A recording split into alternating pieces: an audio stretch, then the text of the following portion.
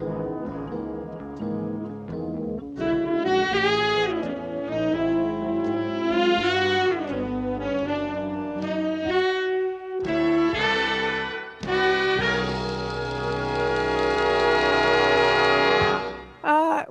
to SteeleWatching, which is a podcast for Remington Steele fans. My name is Sara, and I'm glad I don't have a landline anymore.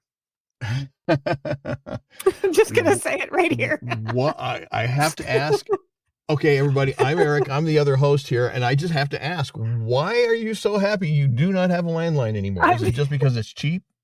No, because the episode Flaming Emily, she gets all the phone calls. Oh, yeah, it was. Well, you think that it was a theme statement.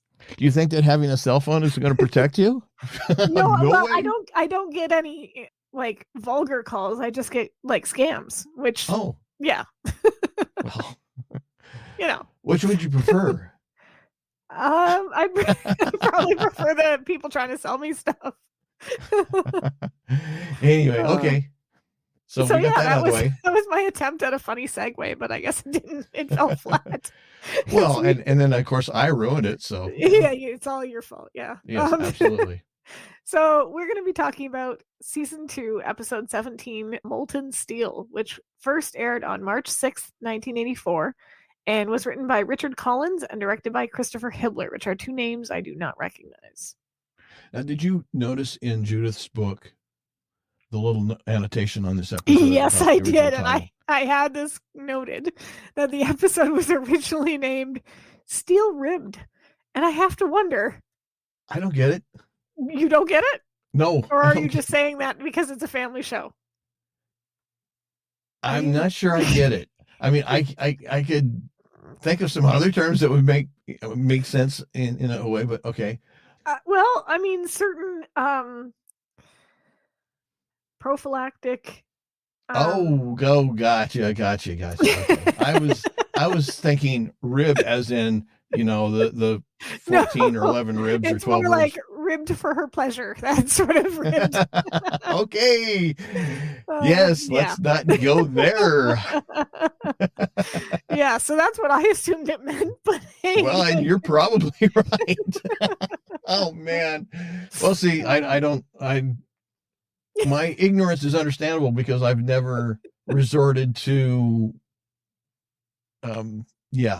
Yeah, this is going in weird directions. Okay. Well, I think this is appropriate though, because I mean, think about it. This episode was pretty risque for prime time or nearly prime time in really the 1980s. Was. Yeah. So I went with the TV Guide synopsis. A woman hires Laura and Steele to find out who had her name and number printed in a sex magazine ad. So I thought that was pretty straightforward. But I did want to say before we get into the episode, you recall your bet that you lost? Oh yes. Yeah. Don't please. Well, this is. I'm so embarrassed. This is a nice thing though, because the individual that you made the bet with, has purchased a mug. Oh, she was the one. Okay. I knew somebody purchased one, but I didn't know who. Yeah. So thank you for purchasing the mug because, now Eric knows that there really wasn't much of a bet that he was set up. So. I absolutely knew. I knew from the beginning. Yeah. As soon as I lost the bet, I knew I was set up. But hey, they have a mug, so we're all happy, right? So, yeah, we're happy, joy. But yeah, you're right. This was a fairly risque episode in terms of the content and the theme. And I have to say that I do have some. I used to work for a call center.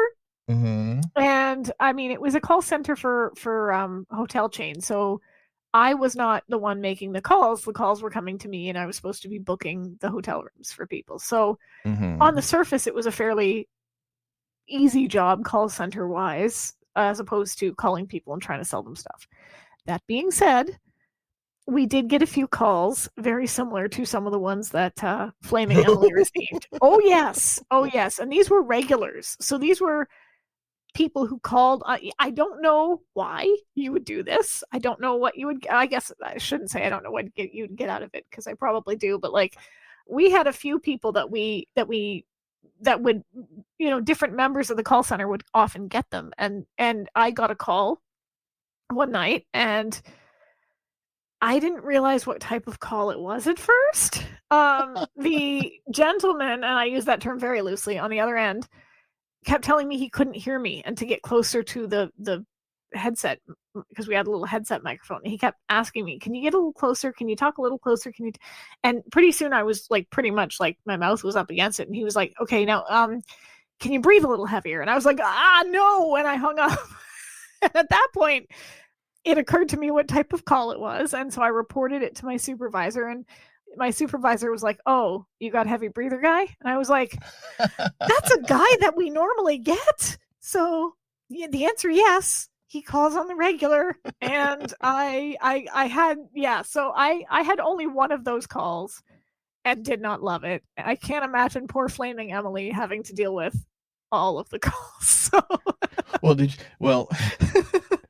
did you get a percentage? Yeah. Because I mean, usually these are 900 numbers they charge by the minute. No, I did not. I should have. I didn't think of that at the time, so that's unfortunate. could have made some money, but no, all I got was severely creeped out. So yeah. There we go. Anyway. So we open with some very sort of noir sounding jazz music, which I guess is supposed to set the tone for the episode. And this sort of aerial shot of the LA night sky. And honestly, it's so dark you can't really see much. And then we zoom in.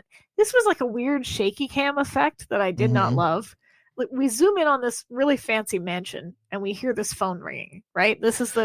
It's a different opening than what we normally see. Yeah. Well, the shakiness, I'm going to say, was because it was mounted to a helicopter, and they did not use a steady cam, which this just seems like a lot of effort for an opening shot. Yeah. No wonder their budget was in the stratosphere. They're like, okay, we need the helicopter. You can't just zoom in on the mansion, like out front.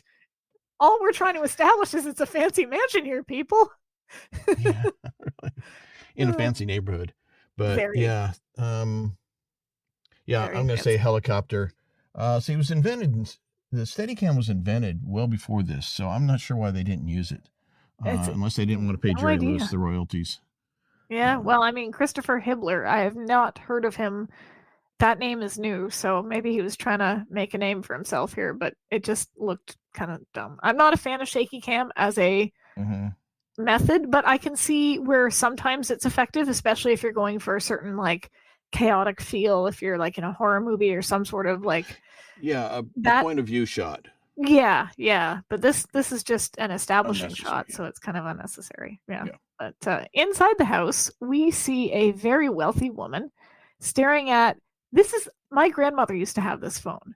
So yeah, so I really, as soon as I saw it, I was like, that's my grandmother's phone. It's like those old school, like you have I don't even know how to describe it, but if you know, you know. Thank you, Tim Horton. Yeah. She's staring at it in terror as if it's going to bite her. And eventually she picks it up, looks horrified at what is said on the other end, pleads for them to stop, eventually telling them that they should be locked up before slamming it down, grabbing her purse, and running for the door out into the night. And before we get any further into this episode, I want to ask you a question here. Okay. The bulk of what... Am I being set up again? No. I promise this is not a setup. I should probably have to preface everything I say. This is not a setup. This is not a trap. It's a trap. It's more that I'm just wondering, like, we don't ever actually, as risque as the theme is of the episode, we don't actually ever hear or see, matter of fact, if we're looking at talking about Lord Marchmain's memoirs, we don't actually hear or see any of the vulgar statements that are made. No. Is this more effective, do you think, to have it be left to the imagination? Because See, that's one of the reasons why old-time radio was so great, is because there's all these technical and scholarly articles that are written on it, but by not giving all the information, it gets you involved in your brain. Yeah. So you're far more involved in it because you are actively imagining what is being said or done or or written or talked about or whatnot. So yeah, I think it's far more effective. I mean, it's like in horror movies. I mean, you're a horror movie, you're a horror movie fan, and you know that's the most effective monster are the ones that you really don't see. They did it in Jaws. You didn't, the original Jaws, you almost never saw the original shark. Jaws 2, they had this great mechanical shark that just, I guess, was like, no, don't work. But in the first Jaws, all you saw was the hint and the music that accompanied it. And it was, and that's the unknown, the fear of the unknown. That's what gets you going. And in this case, it's the intrigue of the unknown. Especially since you should be locked up. Like, what did this person say that is so offensive to and segueing into quickly a fanfic adjacent comment here. There is a fan fiction that tackles this episode. I was going to mention that when we got to Lord Marchmain, because because most people have wondered what he wrote on that notepad. That, I mean, well, we're there already, so I'll say it. The guy running the store, he's probably seen, read, and heard everything. This is the thing. So there's nothing that could shock him, and yet he's shocked. He's disgusted. He says he calls it depraved. Like, I don't know what is. Yeah. So, and all we can say is watermelons and unicycle. And barnyard animals. Don't forget the barnyard animals. Well, I was focusing more on. Let's don't go there. So, we'll add the link to it in the show notes. But it tackles that question. What did he write in his memoirs? Yes. Anyway, back to the story. I definitely think that what we don't hear, it makes this episode far more interesting, because, and I also have to wonder if some of it isn't. I mean, obviously, Laura ends up dealing with some of these calls too, and she's equally as horrified. But I have to wonder if some of it isn't because it's a very wealthy, well-to-do neighborhood. Maybe they're reacting because they're upscale and they don't do these kinds of things. And I think we find out that they do. They do. Yes, they definitely do. So there's nothing shocking about it to them. That's true. That is true. Other than perhaps the fact that the person on the other end of the phone is not in their social strata. So that's what makes it offensive. Yeah. So, and here's what I'm a little confused about between this scene and the next one, because it's nighttime when she leaves, right? But then the next scene, we have a daytime shot of the Century City Towers, and she's there, but she's in the same clothes. Well, she went out. She spent the night in her car or wherever. She said, she could not get into her car. Okay, she went to a nice motel, but she couldn't go to the Steele agency because Bernice wasn't there. I was gonna say, because be open at all hours. So. She's always there. Yeah, that's fair. Yeah, so she is telling Laura that all she has ever been is Emily Dumont, wife of oil magnate Charles Dumont. The thought of being unfaithful had never occurred to her. Laura asks what changed, and she replies that it was a combination of time, loneliness, and too many years alone with a longing to be touched by someone other than her masseuse. I don't know if she knows this, but there are some masseuses that do that too. Just saying,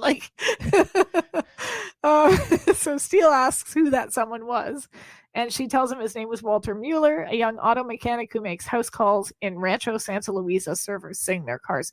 Is Rancho Santa Luisa a suburb of LA, or is it an entirely different town?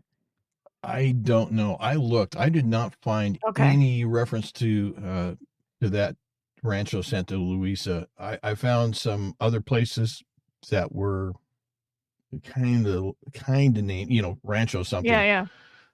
But I didn't find that one. I'm presuming that it's one of these the suburban communities. I mean, you look at a map of Los Angeles, and Los Angeles itself really isn't. I mean, it's just a small portion of the Los Angeles basin, and they've got all these communities around it that are their own separate little towns, but it's all called generically Los Angeles. LA. Yeah. So I'm supposing it's one of those probably like to the northeast of the main LA area, because I know that I used to deliver some things down in that area when I was driving truck, and there were some areas like to the northwest of the LA area and to the northeast of the LA area that were kind of more ritzy areas. Yeah. So I'm imagining it's one of those. Okay, fair enough. Yeah, because I wasn't sure either, and I did look as well and didn't find anything. So, however, if anybody who lives in this area knows and can let us know, that would be awesome. So she tells him that it was an arrangement. He would charge her for work he didn't do while servicing her. And then 2 weeks ago... Her car. That's why, I said what I said. Yes, you did. And then 2 weeks ago, he told her he needed $10,000 for new equipment. Laura quickly deduces that it was blackmail, and Emily adds that she wouldn't pay him. Steele almost proudly says that took courage. And Emily admits it offended her more to pay a blackmailer than it did to pay a lover. Did you catch that response from Steele, that he sort of seemed like impressed by her, or? Yeah, I mean, to me, he almost seems kind of amused during this whole conversation. You know, maybe I'm reading it wrong, but yeah, he had kind of a, I don't want to say a grin, but it was kind of bemused. Yeah. Look. Well, I don't know. I don't know. I kind of got as well as like a bit of a, especially just at that moment where she says she wouldn't pay him. Mm-hmm. He's like, oh, that took courage. Like impressed that she would basically like risk having that be found out, right? Because she's a prominent member of the community, right? So on the other hand, he could just have been thinking to himself, what's the difference? It's the same amount of money, regardless of how you label it. That's true. That's true. Yeah. Call it blackmail, call it services rendered. I guess maybe it's the concept that if it's blackmail, she's not freely giving it, as opposed to if this arrangement was agreed upon mutually, then she doesn't mind paying the money. But the second he ups the ante and says, now you're going to pay me this much, it no longer becomes mutually agreed upon. It's now I'm extorting you and you're going to do what I say. I would say it's more so that at that point than it was previously. But previously, I'm going to say there was still that kind of undercurrent there, because you don't get into one of those situations without it being a risk. And when it's a risk, that other person has the ability to utilize that as leverage. So that's true. She probably, unfortunately, trusted him when she shouldn't have. Yeah. And that kind of leads up to part of her comments where she said she just made one mistake, just one. And I'm thinking, no, lady, you made a whole lot of mistakes. Well, I mean, yeah, but she probably is lumping them all together. But she probably also, if he's as clever as he seemed to be with, all these women on the hook, he probably made it out to seem like it was her idea in the first place to set it up that way. Well, that's probably true too. Yeah. Because I mean, that's perfect. That's, I'm going to say, typical manipulative process. Well, it was your idea. Well, yeah. Was it really? Or did you kind of lead me there? We don't want your husband to find out. Gee, I wonder how we could keep it from him noticing. Like, I don't know if, that's a good idea. Like, it could have been something like that. Yeah. You lay down a path of Reese's Pieces and I'm sorry, ET's going to follow it. Yeah. It's just inevitable. What's interesting is that Mueller, if you look at all of the women of Rancho Santa Luisa, he didn't seem particularly picky in terms of like age, looks. Like all of those women had a different look to them. Emily's significantly older than some of the others, right? He didn't seem to mind. He seemed equal opportunity. That's right. Hey, he services all makes and models. It's all good. All makes and models. That's right.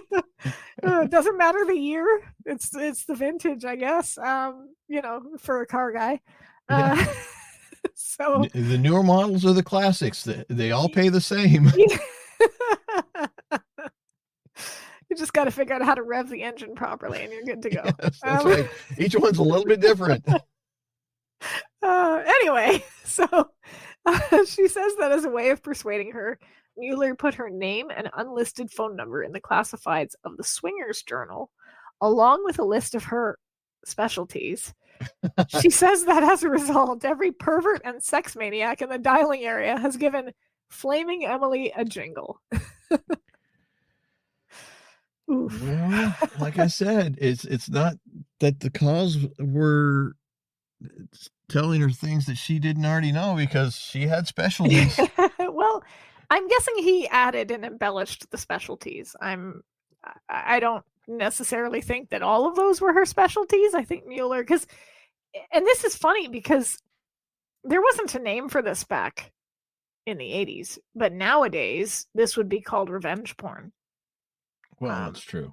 Right? Like that's it's a term, and now it's more visual in the sense that, like, you've got people who have broken up with a partner, and that partner then puts photos or videos that the couple took together up on a website or somewhere, and puts that out there for everybody to see. And obviously, the internet not being a thing, this guy's gone and put her in a Swingers Journal, which I gotta say is creative. Yeah. If he's awful person, but it's creative if nothing else. Yep. It makes me think of, I don't know if you ever saw this documentary, but there was a documentary, it's on Netflix still, it's called The Most Hated Man on the Internet. Okay. And it follows this guy named oh shoot, I can't even remember his name. Doesn't matter, he's a scumball, but he created a website, I guess, called isanyoneUp.com, and it was one of the first early revenge porn websites. And it was like 2011, and it was popular for a couple of years till it got taken down, somewhat hilariously. So, because I guess what happened was he had a buddy hack into women's computers and take photos that were never even sent to anybody. So not only were people sending pictures of their exes and whatever else, but he hacked other computers.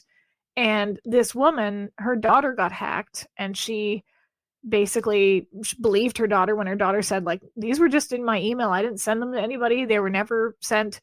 So the mom, never tick off a mother, by the way, started contacting other victims, and soon found out that they were a result of hacking, and developed this huge package of evidence that she then sent to the FBI, and they started investigating this guy and eventually got him and put him in jail for like 2 years. But in the meantime, this other dude who saw this website and was appalled by it contacted him and said, listen, you're getting all these submissions, some of them can't be legal, they're probably underage, let me buy the website from you and I'll manage it. So he sold it to him because he was afraid of going to jail for like underage stuff. And then the guy, once he bought it, shut it down, and anybody who attempted to go to it was redirected to an anti-bullying website. So not only did he end up in jail, but he lost his website. Anyway, this episode kind of made me think of that. So if you're interested, the documentary is really, really quite fascinating, but it's called The Most Hated Man on the Internet. Walter Mueller, take note. Anyway, Laura asks if she tried changing her number. She says she thought of it, but couldn't figure out what she would tell her husband when he asked why. You can't think of anything? Like, couldn't she just tell him that she's been getting some crank calls and she doesn't know why? Like, I doubt he'd have well, maybe he would have the Swingers Journal in his bedroom. Who knows?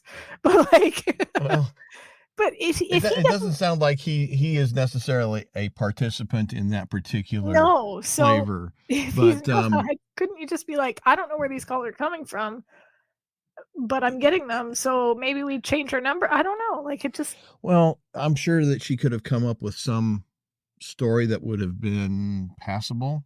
Yeah. But she may have also been very concerned that simply raising the concern, mentioning the problem, even with the explanation of I don't understand why or how, that it would raise too many questions, because she does say it's an unlisted number. Oh, So the okay. question would have to be asked, well, if it's an unlisted number, how did they get your number?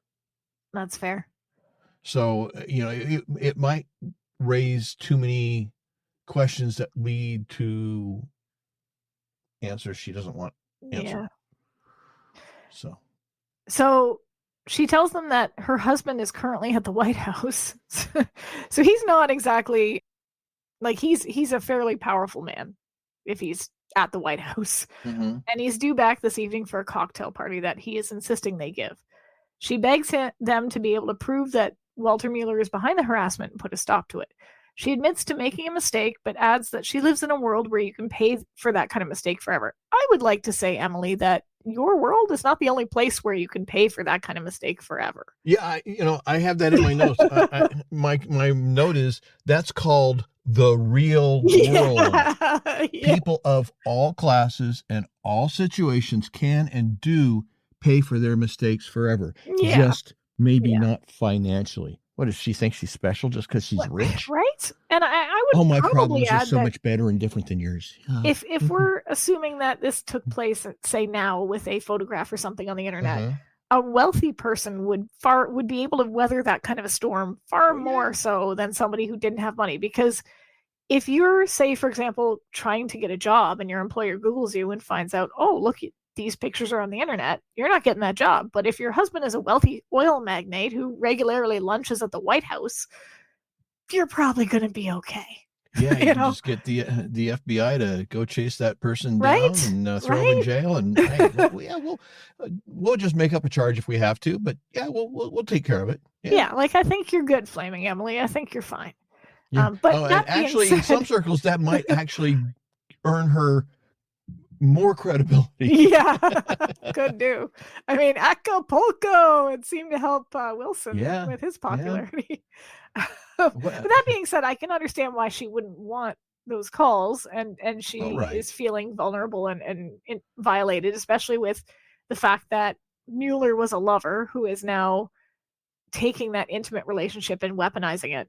Mm-hmm. That's awful. Nobody should go through that. But yeah, she'd want the calls stopped, but it might enhance her reputation in certain circles. Yes. So we go back to the car. Steele is reading through the Swingers catalog, and he seems pretty amused by it. Did you notice something there that it struck me? We don't often see the rabbit with the top up. No, actually, that's a good point. I didn't notice that, but you're right. That's not very common. Usually the top is down. Yep. Huh. Yeah, and as far as him going through the Swingers Street Journal, he's enjoying it just a little too much. Yeah. She even says, how long are you going to linger over that catalog of curves and kinks? And he claims to be researching. I like her comment. Do you always smack your lips when you research? Yeah. He insists he is marveling at the creativity of the human animal. Okay, what is Laura so bent out of shape about? Just the fact that he's enjoying the magazine, or is there something else to it? I wondered that myself. I think it might just be because he's enjoying it. Because, and I don't... She says there are a lot of twisted, lonely people. Like, come on, Laura, don't kink shame. Like, don't yuck somebody else's yum. Like, that's not you. You're a liberal woman. People like what they like. If they're putting out an ad for it, let them have their fun, is all I will say. Well, and all I'll say is that Acapulco! Yeah, right? Yeah. I don't think it takes one to know one there, right? He points out that if the people in the catalog can deliver what they promise, they won't be lonely for long. Yes. So, I mean, I think it is more that he's looking at the catalog and he seems to be enjoying himself. I think that's what's kind of sticking in her craw a little bit. So, yeah. She tries to bring him back down to earth by insisting they talk about the MO. He pulls out a briefcase and says that this is his intention. He tells her that when they get to Rancho Santa Luisa, she should go and shield Mrs. Dumont from further harassment while he's going to nail young Mueller, to prevent further harassment. She says, well, how are you planning to do that? Pointing out that these filthy rags tend to guarantee their clients' confidentiality. He pulls out a pencil and says he intends to be the publisher at his own game. You know, I've got a question about that, and I'll go ahead and throw it in here now. Sure. Because we're doing all this out of order anyway. So yeah, sorry, I jumped the gun there. That's my fault. It looks to me like he's writing out stuff on the pad here right now. Yep. Okay, well, when he presents it to the purveyor of filth, I mean, doesn't the guy just question it? Because, I mean, here it is handwritten, and supposedly Lord Marchmain is going to publish something that he's already got written. Well, if it's already, why this didn't raise any questions? No, something's wrong here. I don't think Mr. Forshuva was thinking with all of his brain. Depending on his brain. Yeah, I think part of it was preoccupied. Yeah. So yeah, but you're right. It does seem a little odd that he would come to a. Well, it's the whole thing. That whole situation seems odd. But then hand him a handwritten excerpt on a yellow legal pad. Yeah. So why isn't it typed out on a typewriter or something like that, ready to be published? Because he does say manuscript. Manuscript implies that it's it's already done. A little more than just 1 page or 2 pages written on a memo pad or something. Yeah. Like that. Yeah. So anyway. She says, "Be careful." Adding that among that sort, beating might be considered foreplay.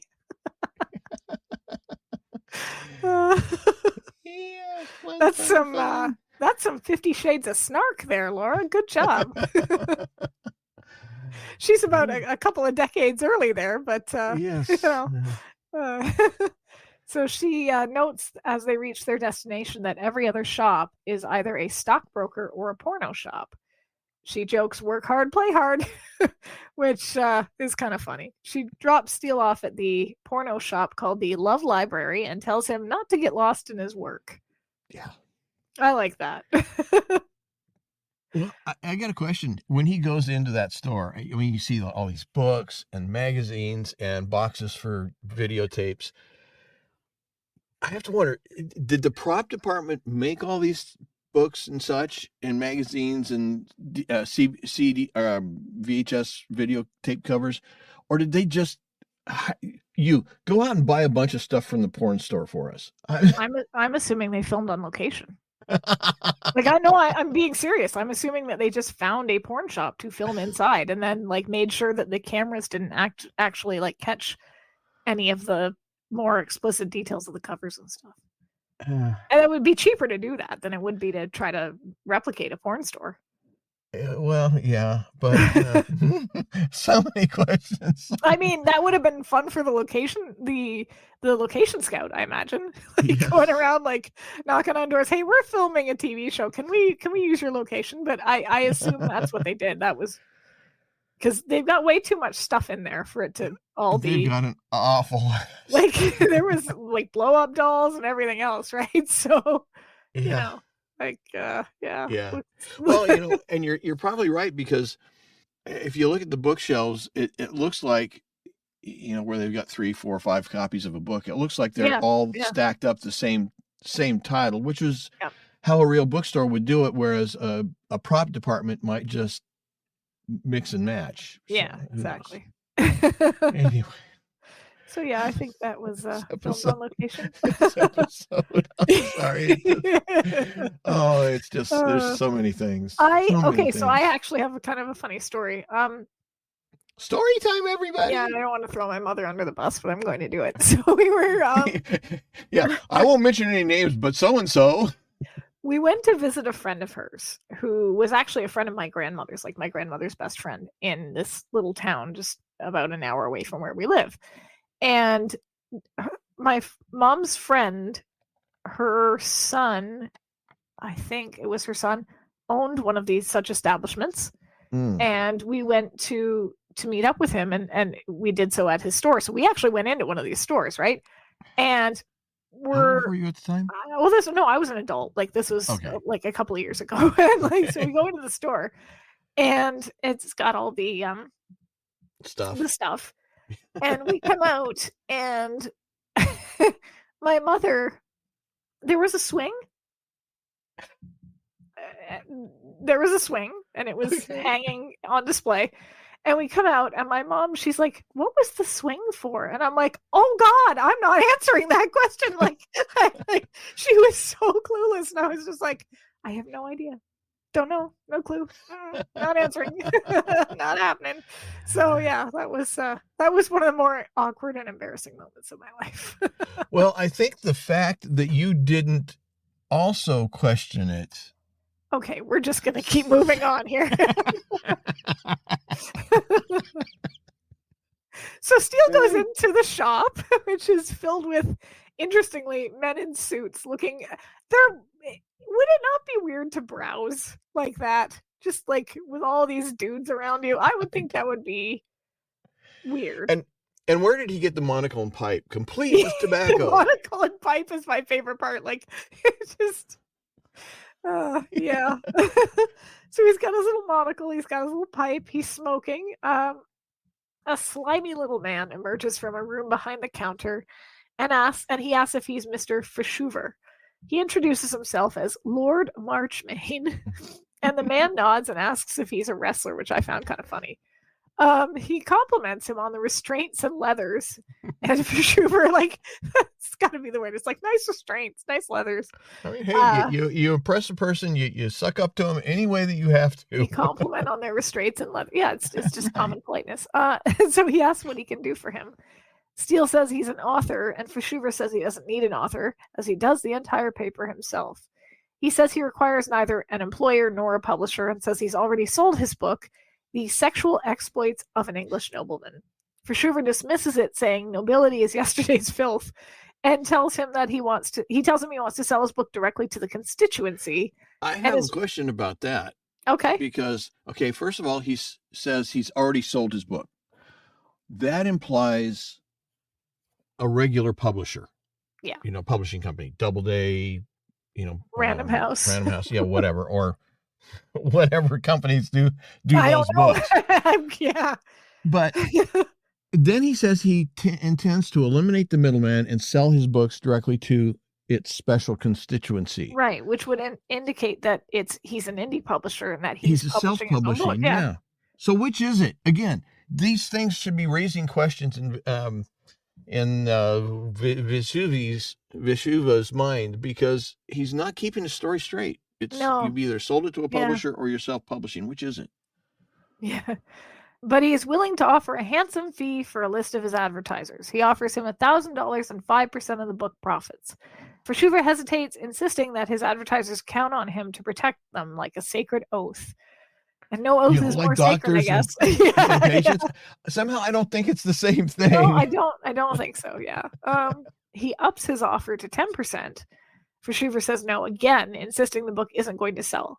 Steele opens his briefcase and hands him the paper he was writing on, asking him to have a look. Marchmain does, and his eyes widen, saying that it's disgusting. But Steele he doesn't somehow seem disgusted. Yeah. Steele seems pleased, adding that he did attempt to reach the heights of depravity on that one. Marchmain insists it's gold, saying he's worked with some of the hottest talents in the business, like Countess Perverse and Jack Lance. Now, I did some research on those names. Oh, are they real? I didn't. Yes and no. Yes and no. Yes and no. Okay. Countess Perverse. I didn't find anybody by that name. I found a movie by that name. Okay. It's from a guy named... Your search history is now a little bit more interesting. Yes. It's from a guy named Jesus Franco. Okay. The synopsis is: a pair of decadent and debauched aristocrats turn their private island into a human hunting ground where they stalk their naked prey. That sound like a horror movie. The captured meat gets worse. The captured meat is then cooked and fed to their unsuspecting guests, who themselves will become the next victims of this cruel game. Okay. That doesn't sound fun. I don't like that at all. Yeah. No, thank you. And surprisingly enough, some of the reviews on Amazon are... Oh, no. Are they good? They're not necessarily bad.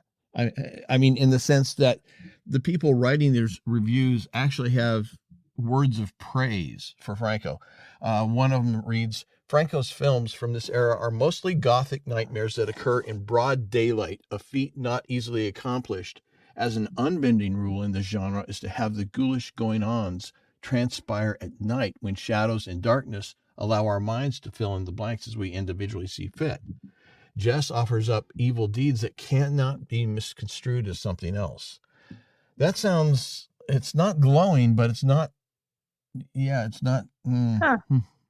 Okay. And then the only other thing I found was for the name Jack Lance, who is, Jack Lance was the pseudonym of a guy named Ron Puyen, who was born in 1967. He's a best-selling Dutch suspense author whose books have sold over 100,000 copies in the Netherlands and Belgium alone. He's the author of several mystery thrillers and short story collections, including Dark Memory, Night Eyes, and Zone. His novels have been translated into 13 languages. So that's the only prominent Jack Lance I could find. And born in 67, so at the time of this episode, he would have been 15, 16. Yeah. So it can't be a connection there. So I don't know. I didn't find anything that would seem to have any kind of connection to the genre we're talking about here of those two names. So, do you think the Dark Prince ever sold any material to Shubert? Or Charlotte Knight maybe got her start that way? Could be. So, although I do have to say that in that fanfic that we referenced earlier, Mildred was a little bit shocked and horrified at the writings on Steele's yellow memo pad. But I got to think that given her fascination with the Dark Prince, she couldn't have been all that horrified. I don't know. I mean, the watermelon, I think, is what did it. Okay. All right. Yeah. Enough with the watermelon.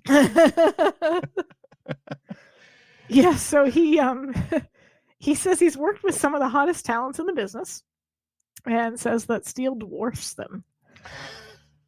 At this point, even Steele seems a little surprised, going, I do? Which is, you gotta wonder, like, the premise of that particular story that you just mentioned is we're all over the place, folks. You just live with it. Well, just that Mildred sees it, she's horrified by it, and then Laura sees it and wonders where would he come up with this stuff? Like, where is this? Really. And honestly, like, I can't blame her, because if he's even surprised at his own depravity, like, where did this come from? What parts of his brain went, yeah, I'm gonna write whatever it was that he wrote down on that page, which we will never know. It's no, we will never know. One of the great mysteries, which is probably a good thing. Probably for the best. I'm not disagreeing with you there, but like, still. Anyway. So yeah, he asks for his ruse is successful. So he then asks for 15% and settles on 12.5. So he's got what he came for. We get a scene change, and inside Emily's very tastefully decorated home, we see a woman answering the phone. Did you notice the corner of the room? There's a cradle in the corner of the room. I did not notice. Yeah, you only see it like for a brief minute when you see them walking into the room, but I found myself wondering why that's there, because Emily is clearly an older woman and there are no children in the house. So I kind of wondered where that came from, but... Well, I'm looking at it and I'm not seeing where that is. It was in like... Oh, yes. Oh, no. There's... Did I get it wrong? Is it not a cradle? On either side of the entrance are a couple of tables with stuff on them. One looks like a sculpture and one's maybe a flower pot.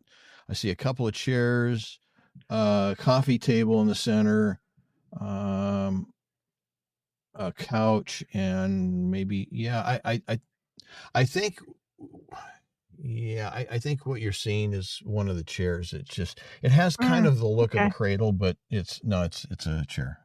Okay. I thought it was a cradle, but that makes more sense. You know, You never know. I mean, she's not that old. She's still probably within her childbearing years. So she looked like she was in her 50s to me, like mid-50s. Well, I think that's still possible, but anyway. I mean, sort of. Like, it's one of those things where it's not unheard of. I'm losing my mic here. But it's certainly not like you'd probably have gone through menopause at that point. Yeah, I mean, it's not statistically on the high end of probability, but yeah, I think it's possible. But anyway, it's a moot point because I don't think it's not a cradle. So. All right. So the phone's going on and on and on, and we see, like I said, a woman's answering it.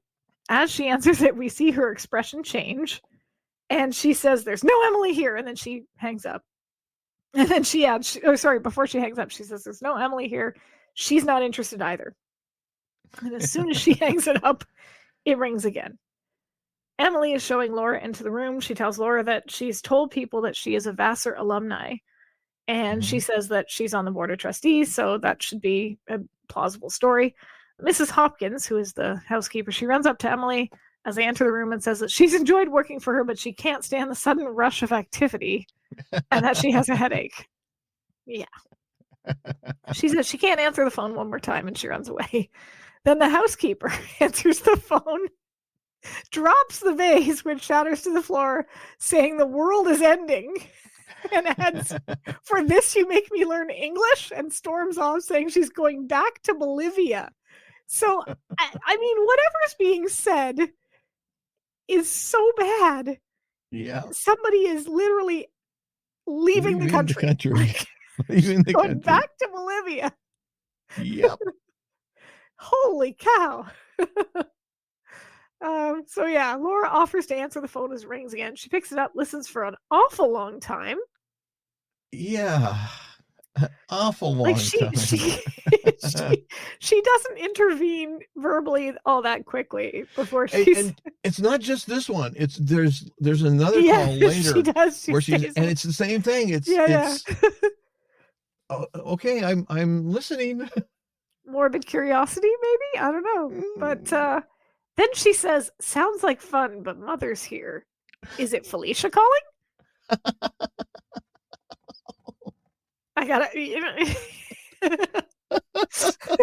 all I can picture is Felicia saying, "That's too kinky for my blood." Well, apparently, now it's not. No, it isn't actually, because she picks it up again. And this time, she shares the receiver with Emily, who tells her that it's him again. So obviously, this is a repeat caller, and she tells her that his name is Big Al. He only wishes. I'm sorry, but Laura tries the "Mother's here" line again, but this time Big Al suggests he bring her along. So, yeah. Laura hangs up in disgust while Emily says, "If only my husband's plane were hijacked." Oh, jeez. Like... Talk about being out of touch with reality. Yeah. Right? Like, also not a joke you would make now. No. If we're talking about, like, and again, I don't want to be accused of holding this episode to today's standards or anything, but, like, yeah, you definitely would not make a joke like that now. Well, yeah. I mean, you might in private, but it's definitely not the kind of thing you would make at an airport. No, that's true. So yeah, she says, if only his plane was hijacked or something. And then we hear the sounds of a helicopter and see that there is one indeed landing on their lawn. So she sighs, says no such luck. Man, wouldn't it be great to just be like, "Are you taking the car today?" "No, I think I'll take the chopper." Yeah. And it's like, it's not just them, their neighbors, obviously, as we find out later on, also have access to a helicopter on hand. So I guess that's just a thing you have in Rancho Santa Luisa. So, yeah, Laura, have at it. Yeah, I'm not going to fly. Yeah, I was thinking about you saying that the other day and wondering, because I have that same aversion to a ship, like being on a boat. And it occurred to me, because we were watching a disaster movie. It was Deep Blue Sea, which is a terrible movie, but it's fun. And it occurred to me why that is for me, why I would be more inclined to fly and have, like, I've flown so many times I've lost count, as opposed to getting on like a boat in deep seas. And the reason I came to was that, for me anyway, if a plane's going to crash, it's a mechanical failure. Something's gone wrong with the plane, or the plane has been taken by humans, right? Like there's human error that goes into that. Whereas with a boat and something like that, you're at the mercy of nature. And to me, nature is far scarier than anything we humans could do. Like, well, I would counter that in an airplane, you are subject to nature. You stop going forward, you start going down, and it's the sudden impact at the end that nature provides that is the problem. Yeah, but I just mean, like, the reason for going down is going to be different, right? Like, in a boat, you get caught in like a massive storm, and like I can't even watch the trailer for that movie, The Perfect Storm, because seeing that wave, that giant wall of water, terrifies the crap out of me. And I don't know why, because I will never be in that position, but just watching it is like scary as hell. Planes are also subject to weather. And yeah, they usually fly above it, though. I mean, well, but you can't always. I mean, think of the latest airplane to have such a wonderful reputation, the 737 MAX. At least one of those crashes was, well, ultimately it was Boeing's fault because they didn't design the systems properly and they didn't provide any backups for a system that was known to be faulty. But one of them was indirectly as a result of weather, because there was ice building up on the pitot tube, and that there was no backup for the system, and so that threw the computers in the plane into confusion, and the pilots were not properly trained on the system because Boeing had changed the systems despite claiming that they hadn't.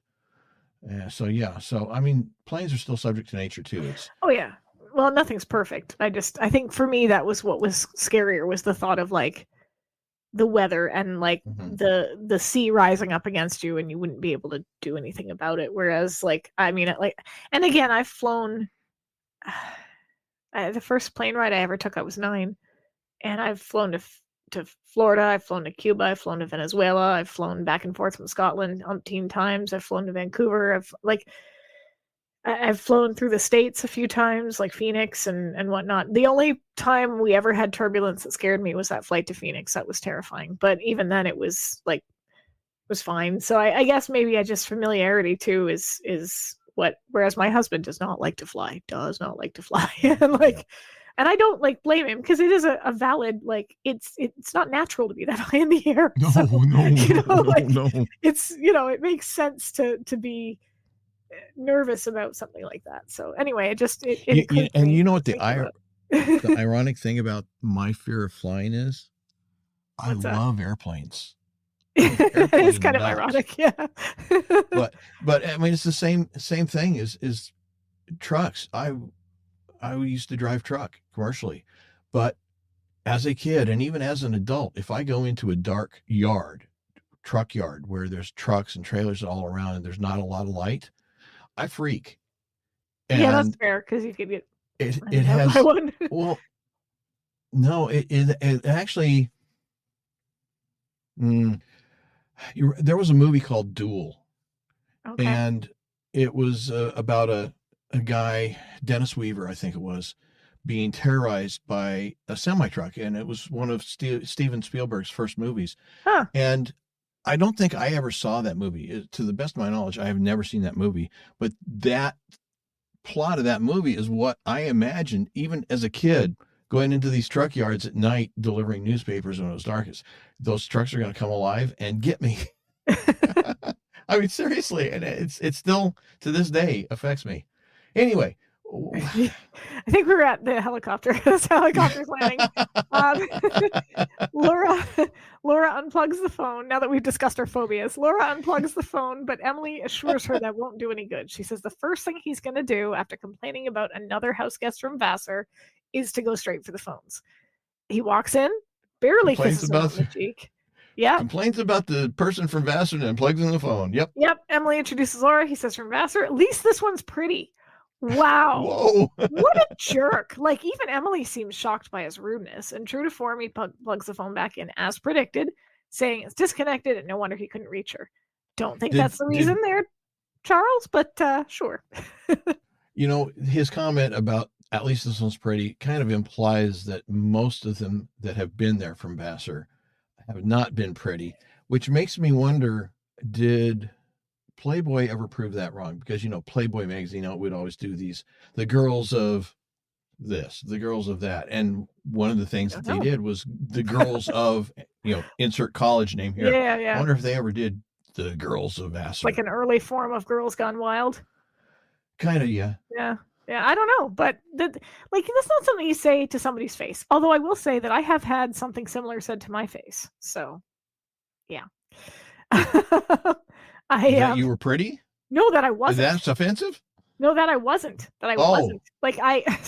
One of my best friends from high school, who is still one of my best friends from high school, she introduced me to her partner. And I believe his exact words were, "She's not as pretty as you said she was." Which, wow, it was fine. It takes a lot more than that to get under my skin, but it was kind of funny because there was a part of me that was more happy that she'd said nice things about me. I was like, "Oh, you said I was pretty. Thank you."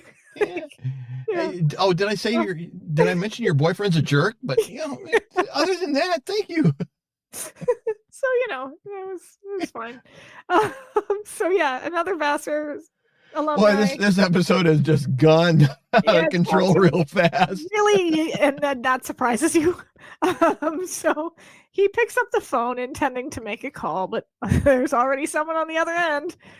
He looks shocked, and Laura says it's for her, her fiance.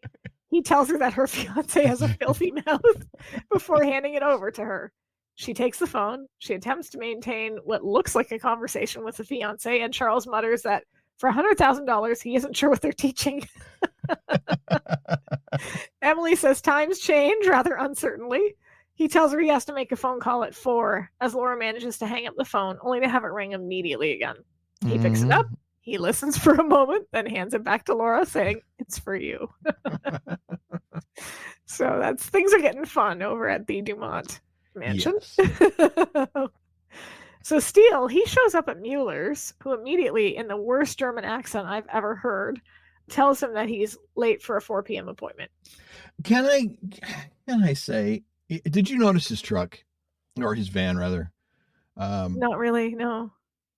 He's got these signs on the side, and I don't know what it is about TV people. I mean, they get a van or a truck, and it's supposed to be a business vehicle, and so they put these markings on it, and it's just some of the most pathetic markings. I mean, if he really had an automotive repair business and this was really his van, it would look much better than that. He would have professional quality markings on the side, not just this kind of, I'll hire a 15-year-old to paint it. This is why I assume they filmed on location for the porn shop. It looked way too legit to be a fake. If the signs on the van are that bad, they were on location. So, yeah. Anyway. Steele thrusts the journal into his hands and asks if he recognizes this. Mueller insists he's never seen it before, but after a few shocked exclamations again in German, he compliments Mueller on his English, then shoves him against the van, saying his German is lousy. He tells him he knows he placed the ad, he can prove it, and that he better stay away from Mrs. Dumont, or he will wish he was in Stuttgart. Steele gets pretty violent pretty quickly with this guy. I get that he's there to intimidate him and to scare him off harassing Emily, but you don't normally see him escalate to I think the last time we saw him escalate to a level like this was when Redholt Steele, when he went after Buddy in the restaurant. Can you think of any? No. I mean, aside from the fact that he tried to shoot Descoyne in the face, we haven't seen.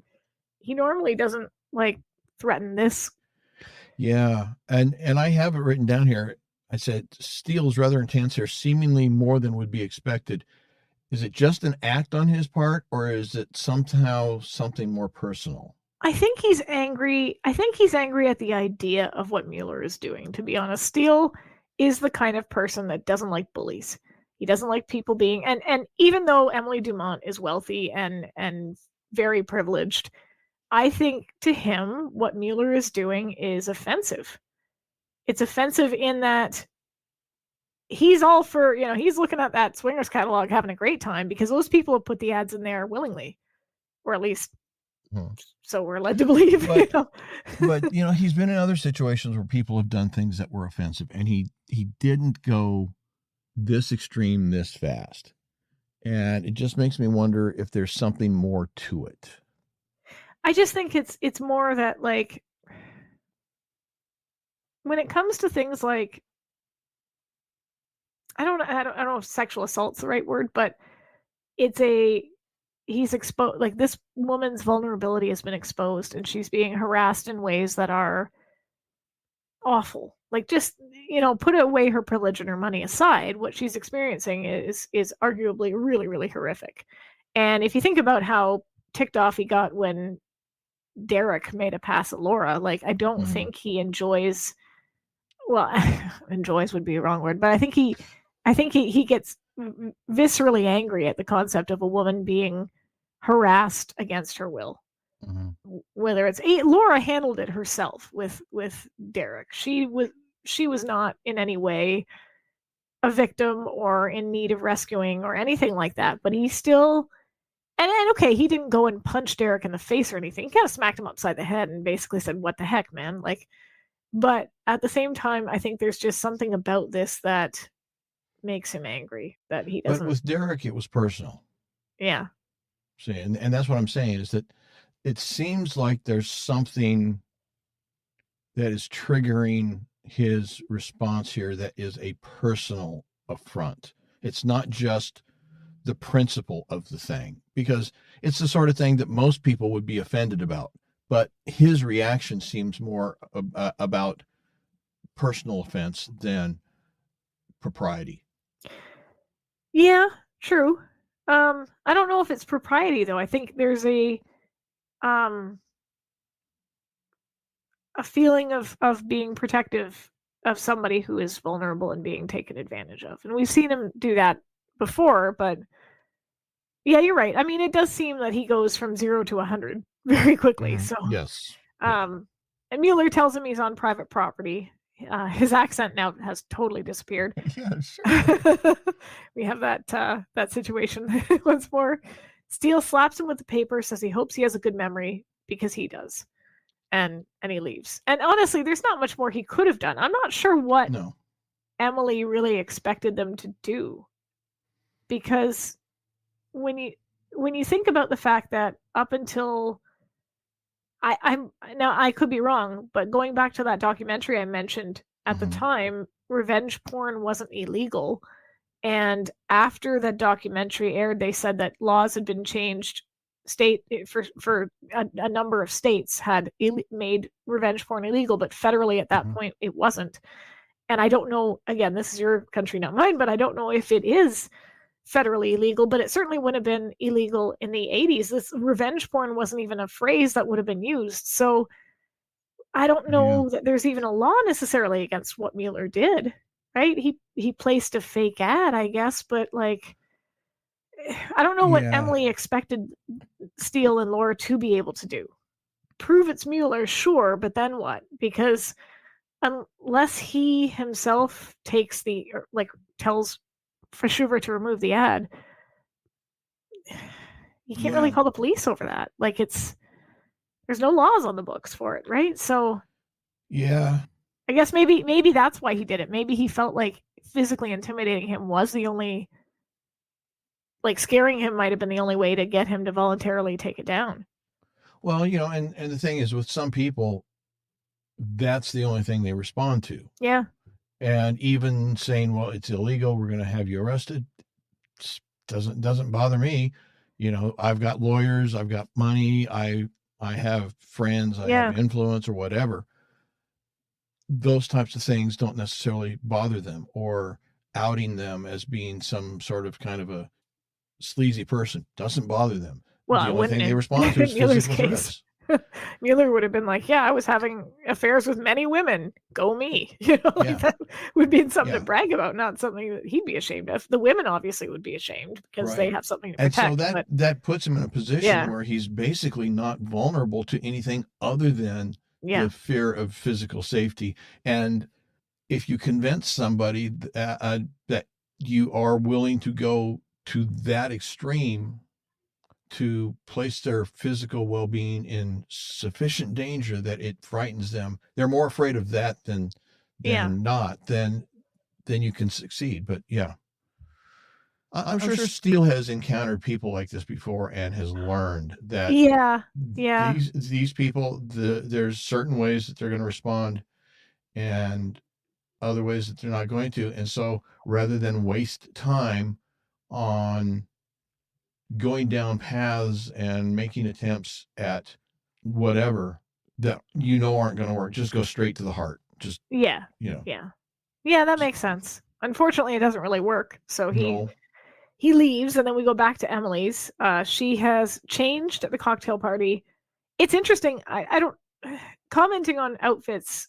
Mm-hmm. I usually comment on Laura's outfits, but I have to give kudos to the costume designers in this episode, because you've got this woman who is wealthy with a capital W, right? Mm-hmm. With a capital W.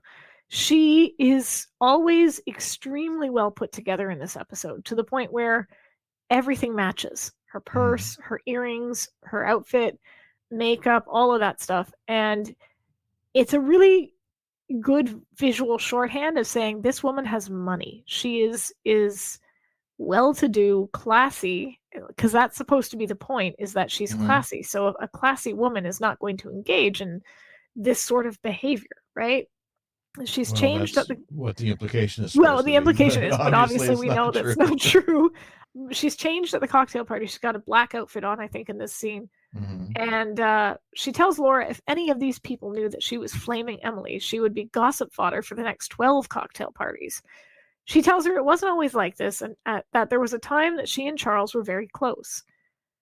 She seems kind of lost in thought for a moment, then invites Laura to meet their neighbors. And I have to say, given how Charles reacts in the first 30 seconds that we see him, it's no one, I'm not condoning adultery. I think that if your marriage is bad, then you should just either leave it or try to fix it. Those are your two options. You shouldn't cheat. You should either go through counseling or decide that it's done with. But he's such a jerk when he comes in.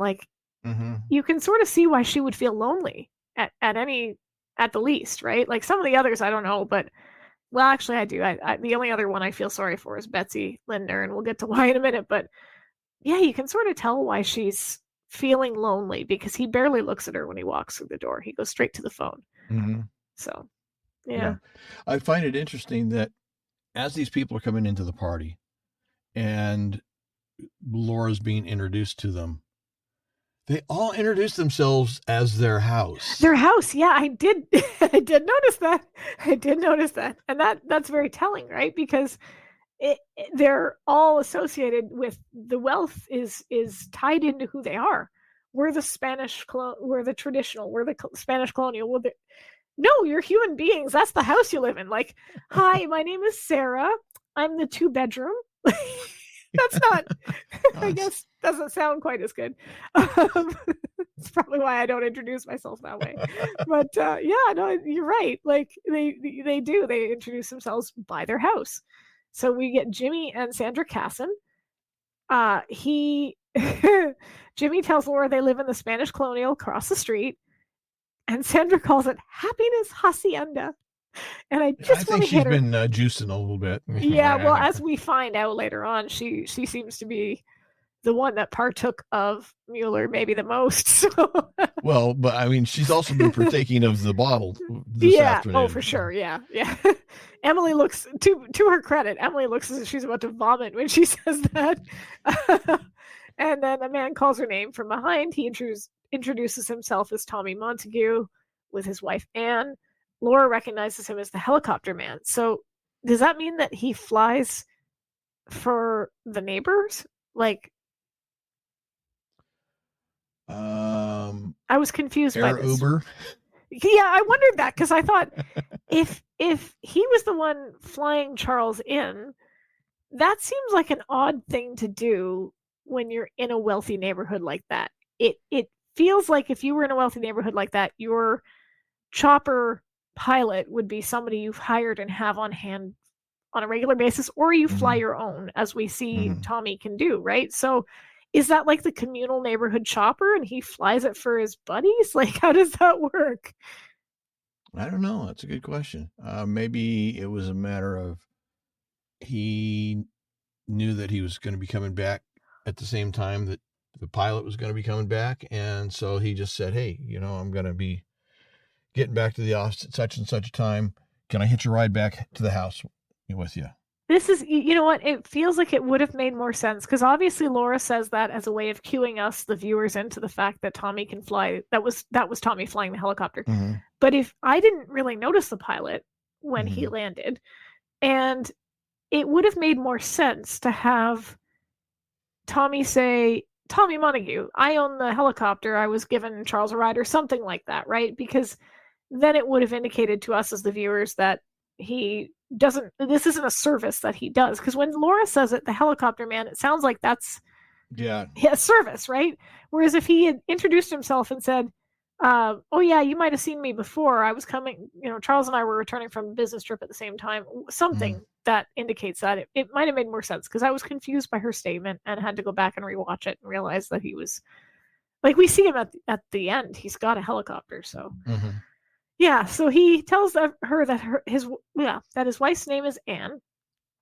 Emily excuses them, they walk away, they go up to another couple who she introduces as Phil and Betsy Linder. Betsy tells her they live in the Big Traditional right up the street. Phil assumes that she is the young lady from Vassar. At this point, I had noticed that the phone had stopped ringing as a viewer, and that same time Laura notices it because the phone starts to ring again, and before anyone else can answer it, she picks it up. It seems weird. This also seems weird because the phone rings, and you can see one of the other party guests go to answer it. Who answers other people's phones? Do you? Like, I don't. I don't either. Usually. It would not occur to me if I'm over at somebody's house and their phone rings. It would never occur to me to answer somebody else's phone. No. That feels weirdly intimate and inappropriate. Yeah, there's maybe some circumstances where you would if it's a relative or somebody that you know. Yeah, or prearranged because, hey, I'm going to be busy. I'm expecting a phone call. If it calls, would you catch it? And if it's so-and-so, let me know. Yeah. Something like that. But yeah, normally you wouldn't. Oh, yeah, I'm over at a party at your house and, your phone is ringing. I think I'll just go answer the phone. No, doesn't work that way. And this is like obviously landline phones. We don't have a landline in our apartment. We have never had one.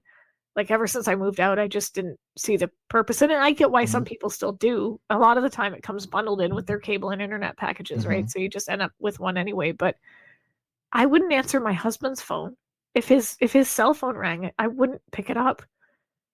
I don't know. It just seems, anyway. So she's worried that people are going to answer the phone. So Laura gets it. And she says to Laura that if these calls start again, she's going to fall apart. And Laura encourages her to get some air. She tells her she's going to deal with it. I like this. She answers it and says she's had more disgusting propositions that she's going to take. And Steele dryly replies he hasn't made her a disgusting proposition in ages. So I like that. I like that line. Makes me wonder about the propositions he has given her in the past. You're right. Were they on his Lord Marchmain pad? So she apologizes and asks how it went with Mueller, and Steele admits that he struck out, says they might need to take a different approach. Laura is upset, saying that we're in for more exotic experiences, and he says that as she says that, a scream is heard. She hangs up the phone, and they all run to see who it is. As she gets out there, she sees it's Mueller, and he's dead in the pond. And somebody's wealthy if they have a pond in their backyard, right? Not a puddle, as I sometimes see, around my apartment building, but a full-on pond. Yeah. So, yeah. So we get a scene change. As the police leave, Emily tells Steele and Laura that she told her husband everything. You kind of have to, I think, at this point. Pretty much. Laura asks how it went. Emily admits that she hurt him and that she doesn't want to hurt anyone like that again. Steele tells her that he found a Mercedes key clutched in Mueller's hand and asks if she knows who it belongs to. Emily's like, that's pretty much everybody in the neighborhood. Apparently, they all have a Mercedes. Yeah. Emily asks if they are taking a terrible professional risk by withholding evidence. Ethics? I have that in my notes. Ethics? ? Because Steele says, "Oh yeah, we're not withholding it. We're simply mislaying it."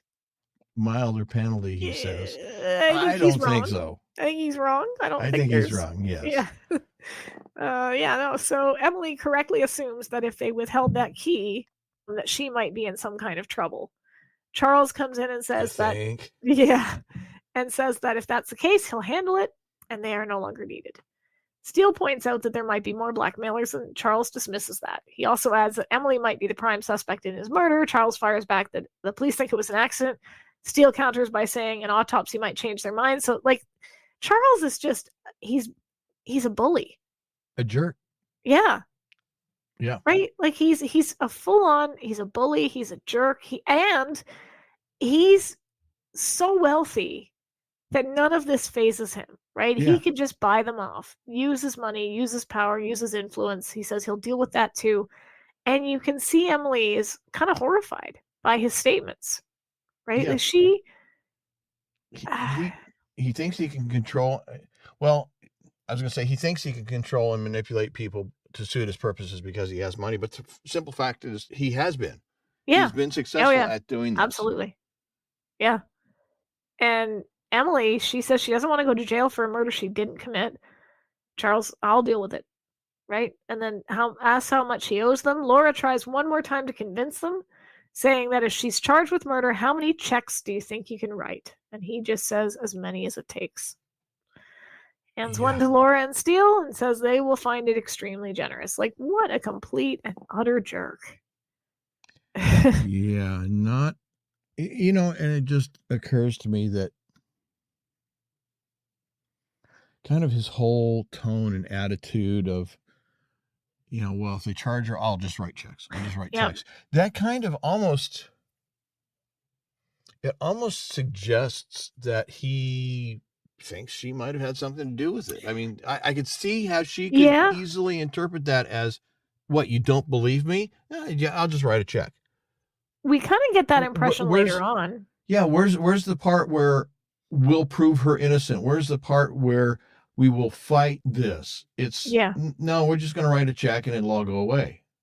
That implies a certain level of belief in the theory.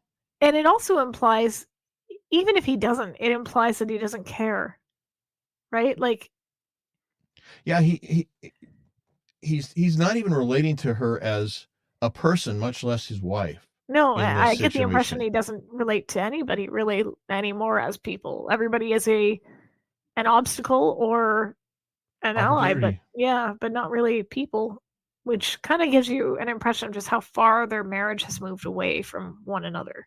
Mm-hmm. As they leave, Laura suggests they go to Mueller's and find out who his last client was. Steele points out they have been relieved of their duties, and Laura says not by Mrs. Dumont, and she is our client. Bit of splitting hairs there. But this is one of those situations, one of those few situations where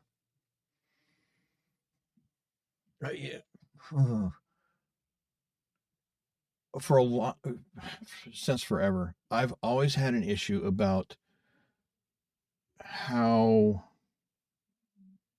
business policies, corporation policies, laws are, okay, these two people are married, they're sharing everything, but you're not allowed to know anything about what this person is doing. You're totally separate individuals. Well, no, you're not. You're a couple.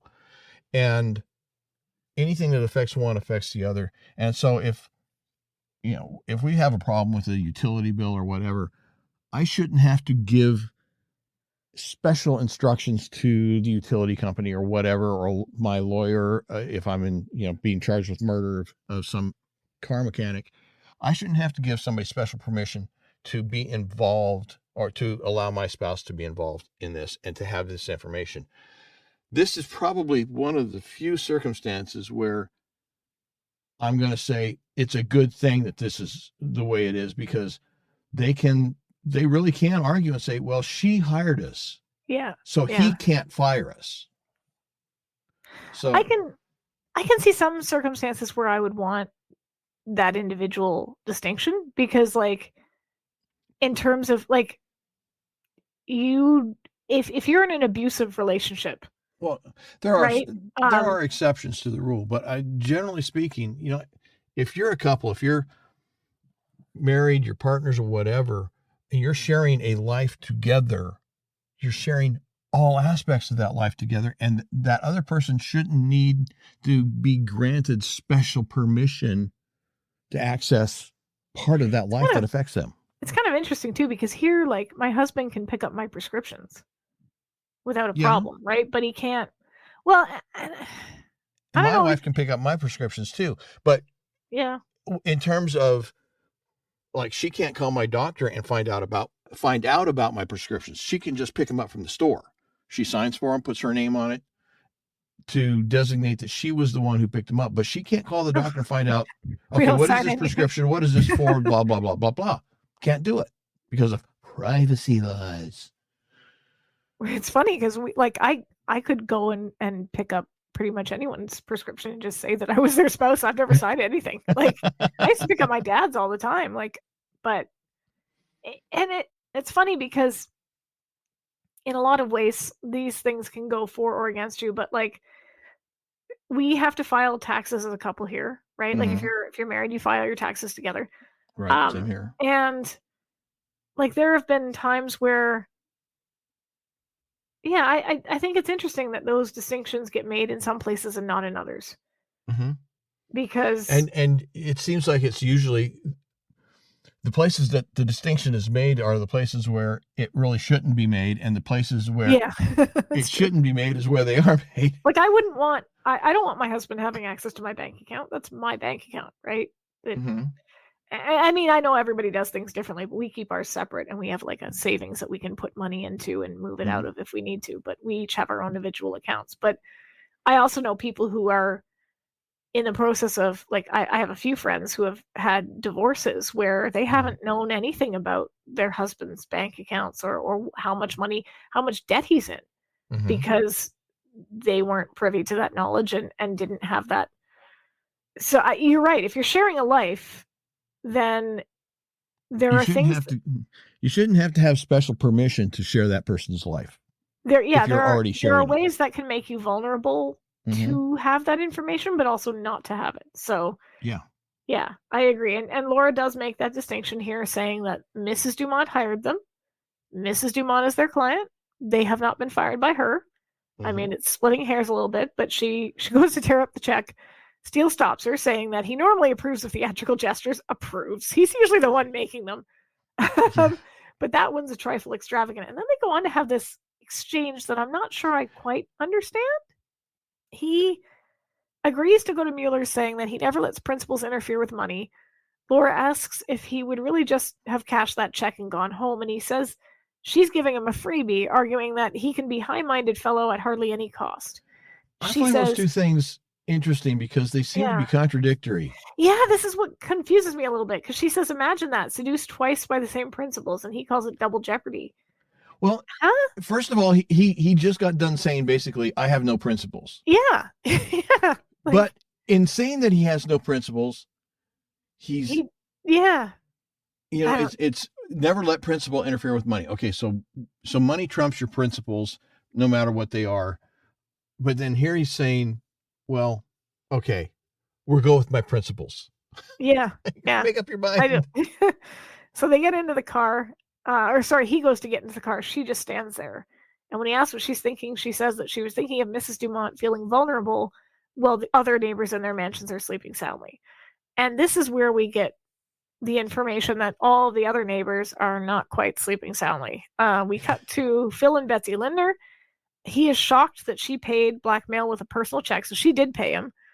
And he goes and slaps her hard across the face before she can protest. So this particular couple, I can see, like, again, not condoning adultery, but this man is clearly abusive. This doesn't seem even to be the first time he's done it, because she doesn't seem all that surprised that he's hit her. right? Like, and if you think about it, this would be, again, we're talking about abusive relationships. This would be one of those situations where if he's got all the money and power and influence and she doesn't, you would have a hard time leaving a situation like that. Not that I think that she was with Mueller's to try to leave, but maybe he was just what she saw as a kind face in a situation that maybe isn't so kind. I don't know. Yeah. But yeah, it's interesting because when we see this, it's almost there's this implication that you need to go back and think about what Emily said about if any of these people knew about Flaming Emily, I'd be gossip fodder for the next 12 cocktail parties. And yet they're really not only are the other women in the same basic situation, but their relationships with their spouses are kind of in that whole area of in that classification where if people knew about their sexual relationships, they would be gossip fodder for the next 12 cocktail parties. Yeah. And it's funny because the whole thing is that Emily feels that her problem is unique. And part of that, I think, is because she's got money and she can't imagine anybody else having this problem. But it's not so. Problems aren't unique. They're universal. Maybe varying degrees. They look different because the circumstances change the details. But, it's not unique, and stop feeling special just because you got a problem. Yeah, I think too, the assumption being like this is all about keeping up appearances, right? Flaming Emily Dumont is horrified because it would ruin their image. But when you think about all of these couples, their relationship breakdowns on the outside, they seem perfectly happy. Behind closed doors, like you said, everybody has these problems to varying degrees, and obviously not all of them are Phil and Betsy Lindner. Like the others don't seem to be hitting their spouse, but they're all not connected to their spouse in some way, shape, or form. And that can happen whether you've got $2 to your name or $200 million to your name. Like it doesn't matter how much money you have. Although, I mean, how much money you have can make your life easier in the sense that you don't have to worry where your bills are coming from, which could sometimes contribute to marriage breakdowns and whatnot. But just having your marriage fall apart is kind of universal, right? So, well, and the thing that's interesting is that with Emily and her husband, obviously he's the one who thinks that money is the solution to everything. Whereas here with Betsy, she's not the husband. She's the one. He says, what if some bank clerk noticed the signature on the check? Well, buy him off. Well, what if he showed her? Buy everybody off. Well, what if they meant buy the bank? It's like he's the husband, and presumably he goes to work and he's earning income. She may be as well, but she's obviously gotten to the point where she sees his money or their money, however they view it, as the solution to all her problems as well, just like Emily's husband. I kind of wonder if she's saying that to mollify his anger too, though. Well, it could be. Because if he's angry that she paid blackmail with a personal check, right? And so she's buy him off, buy the bank. Obviously, that's not possible. I mean, well, maybe. But it's the same attitude, though. The motivation may be everything slightly can be solved different. With money. Yeah. But it's the same attitude. Money can shut everybody up if we want them to. Oh yeah. Charles, same thing. Just I'll buy them. I'll write them a check. I'll write them a check. Then we go over to Happiness Hacienda. Jimmy is asking Sandra what she gave Mueller. So he obviously blackmailed her too. She says she had to give him something, so she gave him her bracelet, the one with the diamonds and rubies on it. He tells her that cost $24,000. So she paid more than the $10,000, and he says they can trace jewelry. So she seems, he at least doesn't hit her in the face, but she seems contrite. She tries to make things better by playing the closet game. I don't know. I looked it up. I couldn't find an answer. Oh my God, your search history at this point. I know. The FBI's scooping up everybody's data, so I can't imagine that They probably have people that are more interesting than me, but yeah, I'm sure somebody's looking at it and thinking, wow. But no, I wasn't able to find out what the closet game is supposed to be. And after about 10 minutes, I gave up and said, I don't know if I really want to go any further with this. You probably don't want to know what the closet game is, but I would think it's funny if it involved one of them coming out of the closet. Anyway, then we see Tommy and Anne talking in their bedroom. Tommy is asking if she is sure she didn't give him anything, and she admits to sending him a couple of notes for appointments. He says that he thought she was smarter than that. So, now all 4 husbands are jerks, not in exactly the same way. Varying degrees. They're varying degrees of jerk. Yeah. Well, I wouldn't even say they're varying degrees of jerk. I'll say they're different types of jerk, but fair. Yeah. They're all equally jerks. Yeah. Yep. So. Yeah. So they drive up to Mueller's. This is another scene change in the dark. Laura tries the door, finds it open. She muses that he felt secure enough to leave the door unlocked, which Steele says is either terminal carelessness or supreme arrogance. Why didn't they go home to change into their crime clothes? They're not in their crime clothes. Well, they were in a hurry. Lazy.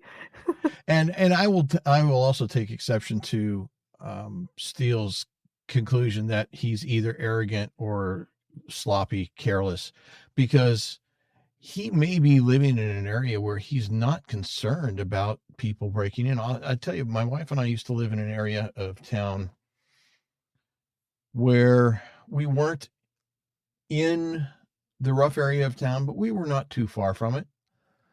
And it used to be back in the 90s that we'd leave the house, we'd leave the door unlocked, we'd leave the car unlocked. Didn't bother, we knew that we weren't going to be bothered. Our stuff was going to be fine. It was not a big deal. Now, I wouldn't do that now, even though we're living in a much better neighborhood because things have changed. But back even in the 90s, yeah, just walk off, leave the house unlocked. It's not a big deal. It's not a concern. Everybody knows that Canadians leave their doors unlocked. I did not know that. It's a thing. It's a whole... And to be fair, it's not necessarily wrong. Like the house that we used to live in, that my parents had, they bought it, and then I don't know when it happened, but promptly lost the keys. And so I'm serious. And for like 25 years, and I found this out when I was about 12, and I went to a friend's birthday party, and we got in a fight. I don't even remember what the fight was about, but she lived 3 houses down from me. So at 2 a.m., beginning of February, I left and I went back to my parents' house, and I assumed the door would be locked. So I crawled into the car, which was unlocked, and I slept in the car because I thought, well, I can't open the door. It's going to be locked. I didn't want to ring the doorbell and get in trouble or whatever. So I just slept in the car. My dad found me, and this is February in Ontario. Okay. It was cold. I could have frozen to death probably. And my dad found me the next morning at like 6 a.m, and he was like, "What are you doing in here?" And I said, "Well, my friend and I got in a fight. I didn't want to like ring the doorbell." And he's like, "Why didn't you just come in the house?" I said, "Because it was locked." He says, "No, it's not." I'm like, "It's not." And he's like, "Oh, I don't even know where the keys are." And we, years later, when I was an adult, my parents asked us to dog sit because they were going on vacation somewhere. And I said, "Okay, just give us the keys." And my mom's like, "We haven't had keys in years. We don't have any keys." and it was true. Like, and we did the same thing here in our apartment up until someone came into the apartment at 3 a.m, and then now we started locking the door. But we only really lock it either when we're sleeping or when we leave. Like if we're in the house, in the apartment, and we're here, the door's not locked. Yeah. So I don't think Mueller is necessarily either careless or arrogant. I think it's more, I view it as more likely he's just in an area where it's not a concern. It's not a, well, it's his business too. And I assume that because he was killed on the premises, oh no, he was killed at Anne's house, but it's a business. So I assume that he just, like, you would leave your business open. Like he probably thought he was coming back. Right. So I don't know. I agree. I just don't agree with Steele's interpretation of it. So they begin looking through his appointment book when a car drives up. This is kind of a funny little scene. They look out the window. They see it's a Mercedes. Jimmy Casson gets out. Steele suggests that it might be a good opportunity to try their key. So Laura tells him to keep an eye on their midnight marauder and goes to do just that. Steele hides behind the filing cabinet while Laura goes out to try the key. So she climbs in the car. It doesn't work. But before she can get out of the car, another car pulls up. She ducks down by the passenger seat to hide. Steele dives under the desk as this time it's Phil Linder that comes in, and Jimmy Casson runs outside, out the back towards his car. Laura jumps into the back seat, and he gets in and drives away with Laura in the car. So she's going on a little drive here. Yep. Meanwhile, Phil is going through all sorts of things near the desk. Another car drives up. Phil also goes out the back. Steele tries to stand up, but this time Anne Montague comes into the office, and he's got to duck under the desk. This bit, she steps over to the desk and stands on his hand. Mm. Her heel would go right. If she had all her full weight, her heel could go right through his hand. Yeah. Well, like, even... And you'd notice the difference in surface. Yeah, well, that's assuming that it went straight down onto his hand or his fingers. It almost looked like what it did was it cut the skin on the side of a finger, which she might not notice, probably wouldn't notice. Now, he would definitely notice, and the fact that he didn't scream out in pain is admirable. So, okay, so I take it you've not worn heels too often. It's been a while. But they're quite different from regular shoes, right? A regular shoe you probably wouldn't notice, but a heel, because your entire center of gravity is centered on like this tiny little piece of, like stick, essentially.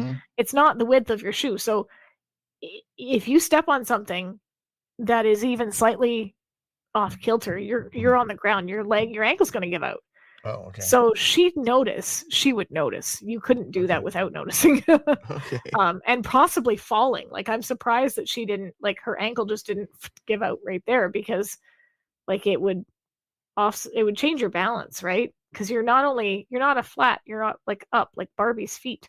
It's very uncomfortable. It's like that scene in Mrs. Doubtfire where he says, if I ever meet the misogynistic bastard that invented heels, I'll kill him. There's a reason.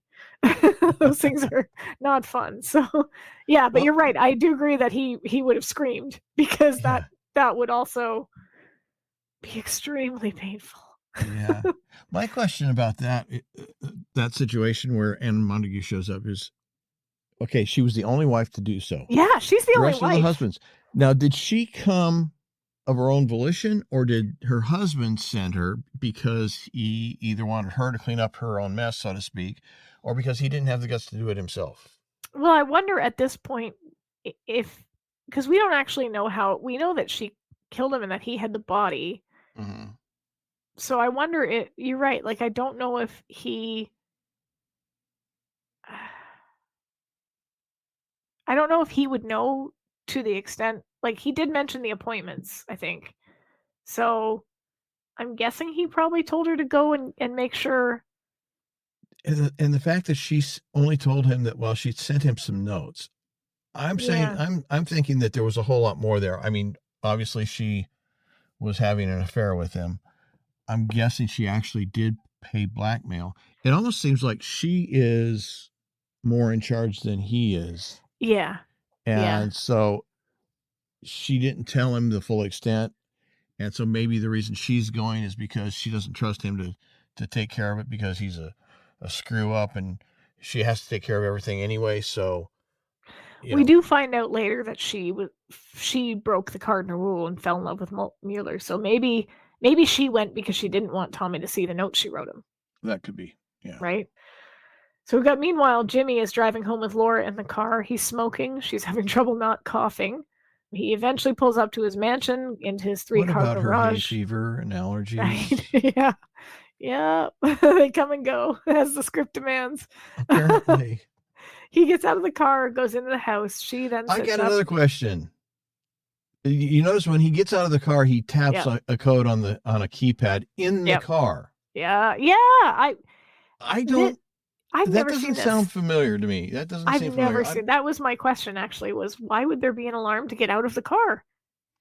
Well, you could say, well, it was an early car alarm, but I've never seen one that had a keypad like that. No, that would be.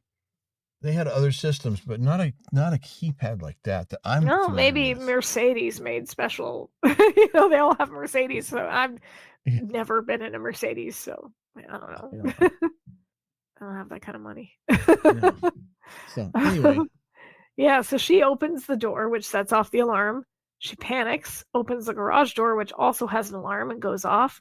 She begins to run down the driveway as Jimmy comes out. He pulls out a gun and shoots at her. Holy... I do have to say, isn't it convenient that she is wearing a skirt that is not only slit, but slit up high enough that she can run without any problem? Yeah. So she dives into the bushes, and his security comes out, bringing with him 2 Dobermans, which he sets loose on Laura. So she manages to run. She climbs the gate, but the dog grabs her skirt. She manages to get over the fence and makes a run for it. So she's not having a good go of it. No. Steele comes out of Mueller's garage calling her name. She appears limping and exhausted, having walked all the way back. So how far away is his garage? Because he couldn't have been in there that long. And if she walked back, then that car ride couldn't have taken that long. No, that was a question I had as well. I mean, she looks like she may have walked quite a distance, but yeah. I mean, how long was Steele? Yeah, he after what's her name? Betsy leaves. How long did Steele hang around? Yeah, couldn't have been that long. So yeah, there's a timing thing there. He does say, it is funny when he says, "Good Lord, all he had to do was try a key." I did like that line. So he gets her into the car, and she tells him about her exploits. Laura, still tired, tells Steele if they protected their women the way they protect their property, Mueller would have died of starvation. Steele tells her that by his appointment book, it looks like he died of exhaustion, adding that it would put Lord Marchmain to shame. Yikes. Sounds like Mr. Mueller was a busy man. I wonder when he had the time to actually fix cars. Well, I don't actually, given the fact that Tommy and Ann Montague's Mercedes was leaking oil, yeah, you're right. He probably didn't fix many. But all of a sudden, they see the headlights of a transport coming straight at them. Steele drives the rabbit off the road. That poor car. That's in my notes. That poor rabbit just got fixed from being driven into a pond. Her insurance. Oh my God, her insurance must be so high. So, yeah, it could just be maybe her. There's different types of or different elements in insurance. You've got the liability insurance, which is what covers you if you're in an accident and somebody else gets hurt. Then there's the comprehensive insurance, which protects the value of the car from being hit by a hit and run driver or a tree falling on it or whatever. I'm thinking that she is now at the point where the only insurance she has is the liability, because they've paid so many damages on that car. It's been written off. It's considered a reconstruct. It's not even a legit car anymore. Everything in that car. So the only thing she can get is liability, and yep. And there she'd need a lot. Yeah. So she comments that someone knows she's not a Vassar girl. Steele points out that Dumont is in oil and that it was an oil truck, so they think he might be behind it. They end up in a restaurant. Roadhouse, maybe? Yeah, well, couldn't be. Like, this seems like a fairly upscale restaurant, and I don't think I have ever been in a fancy restaurant where there was dancing along with eating. That's why I'm saying I don't think it's a fancy restaurant. I think it's a roadhouse type place down, on some back road that's looked awfully fancy for a roadhouse. I guess that's maybe Rancho Santa Luisa's version of a roadhouse. But it's the kind of place where you don't take your wife, but you do take your girlfriend. Let me tell you, I've been. Have you been to many of those, Eric? Well, no, but I mean, I've seen them on TV.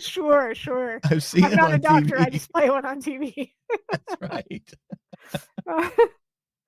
I don't know. I've been in a lot of dive bars. I will say this. I've been in a lot of dives, and they don't look this good. Yeah. This is the kind of place where I would not be surprised to find peanut shells on the floor, quite frankly. See, this looks way nicer than a peanut shell on the floor type of place. This has little lights on the tables. I guess maybe my standards are I'm not going to say better or lower. It's just different because I see what you're saying. Because to me, some of these fancy places, it's just like, this is kind of a dump for the kind of money you guys are charging, isn't it? And it's like, that's fair. That's true. I mean, I'm not a high-end restaurant person anyway. So, I think I mentioned before that for my wife and I, Red Robin is considered fancy eating. Yeah. I like a nice restaurant if it's not a chain. If I'm going to spend a lot of money on a meal, which to be fair, we don't do very often, I would like to go somewhere that's independently owned. Those are getting so hard to find, though. Yeah, they are. They're getting really hard to find. Because so many of them that you say, oh, well, this is a local restaurant. Well, yeah, kind of, but not really, because it's actually owned by some other company. Yeah. No, I don't disagree. You're right. It's getting harder and harder because I get the appeal of a chain. The menu's the same everywhere, right? Mm-hmm. So you never have to worry about what's. You can look it up. You know what you're getting. I like to not know what I'm getting. I like to go somewhere and kind of like take a risk a little bit and find out. I'm very risk adverse, and so I find it tough to go any place where I don't know what the menu is. I don't know what the quality of the food is. Now, if I find a place that I like, I will, I'll go back there. But yeah, I'm very risk adverse. Like we recently found a Chinese restaurant that we really, really quite liked, and it was a friend recommended it to us and said it's the second best place in town. And I thought it was a really funny way to tell us about it until I looked up the website for it, and that's their slogan. And when you look up the actual like top 10 restaurants in our city, Chinese restaurants in our city, it comes in at number 2. So it literally is the second, according to the list, it's the second best place in town. So we ordered from there, and it seems like it's family run and it's not a chain, and it was quite our favorite restaurant in the entire city. And anyone who's ever come, if you find yourself in London, Ontario, Jewel of India, if you like Indian food, this is literally a tiny little hole in the wall. It does not look like much from the outside. This sweet little old man runs it. It's a family restaurant. They all came over from India. The food is incredible. The curry is amazing. But like, it's not a chain. You'd never find it. Anyway, so I don't know. I just, this type of setup, this slow dancing with tables in a restaurant, I've never seen that. Never. If I see dancing in a dive bar, it's not the kind where you're doing it to slow, like, lyricless jazz or whatever. Like, it's usually but no, just that combination of the decor, the dancing and such, that's what makes me think Roadhouse. Because I don't know. Anyway, normally you would hear really bad Western music playing in the background. Like that's kind of more what I would expect from. But this is a ritzy neighborhood, so they don't Rancho Santa Luisa. Yeah, so they don't do the low end country music. They do low end, canned in stock jazz that they could buy at the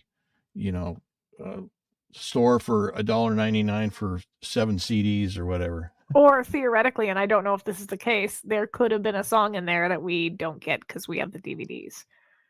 Yeah, I don't remember. That episode is not on the edit list. Okay, But all right. I couldn't remember. You never know.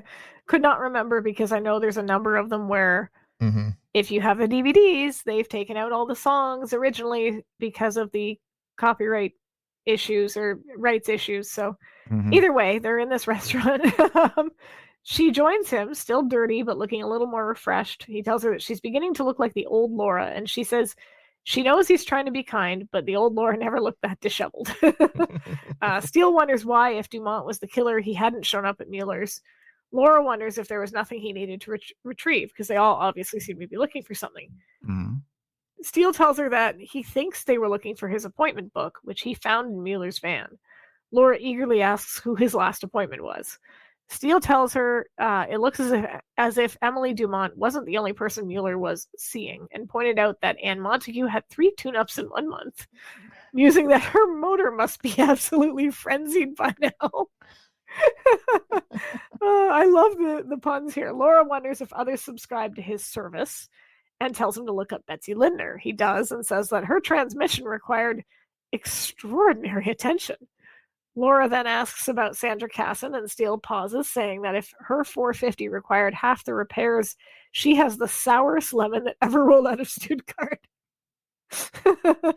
So this leads me to think, like, this, if he was legitimately making all these repairs, this would not be a good look for Mercedes to have them use their brand in this episode. Well, you know good and well that he's not submitting these under warranty. Yeah. Laura points out that they are all neighbors of the Dumonts, and that whoever the killer is wouldn't have to move a body that far. Steele promises that tomorrow Prince Charming will try to find the key to Cinderella's ignition, but suggests that for tonight they dance. Laura unenthusiastically says, "Why not?" Like, as he leads her to the... Wow. Yeah. And also, did you notice she just left her purse at the table? Mm-hmm. I mean, I would not do that. You know, I think, like I said, I have not been to a lot of these places, these style places, because I'm more of a just I'm not going to go someplace I haven't been before. But leaving the purse at the table is something I see a lot in movies and TV shows, and I have to think that it's probably something a lot of people do, because there's probably certain restaurants where it's just expected that you can do that and it be safe.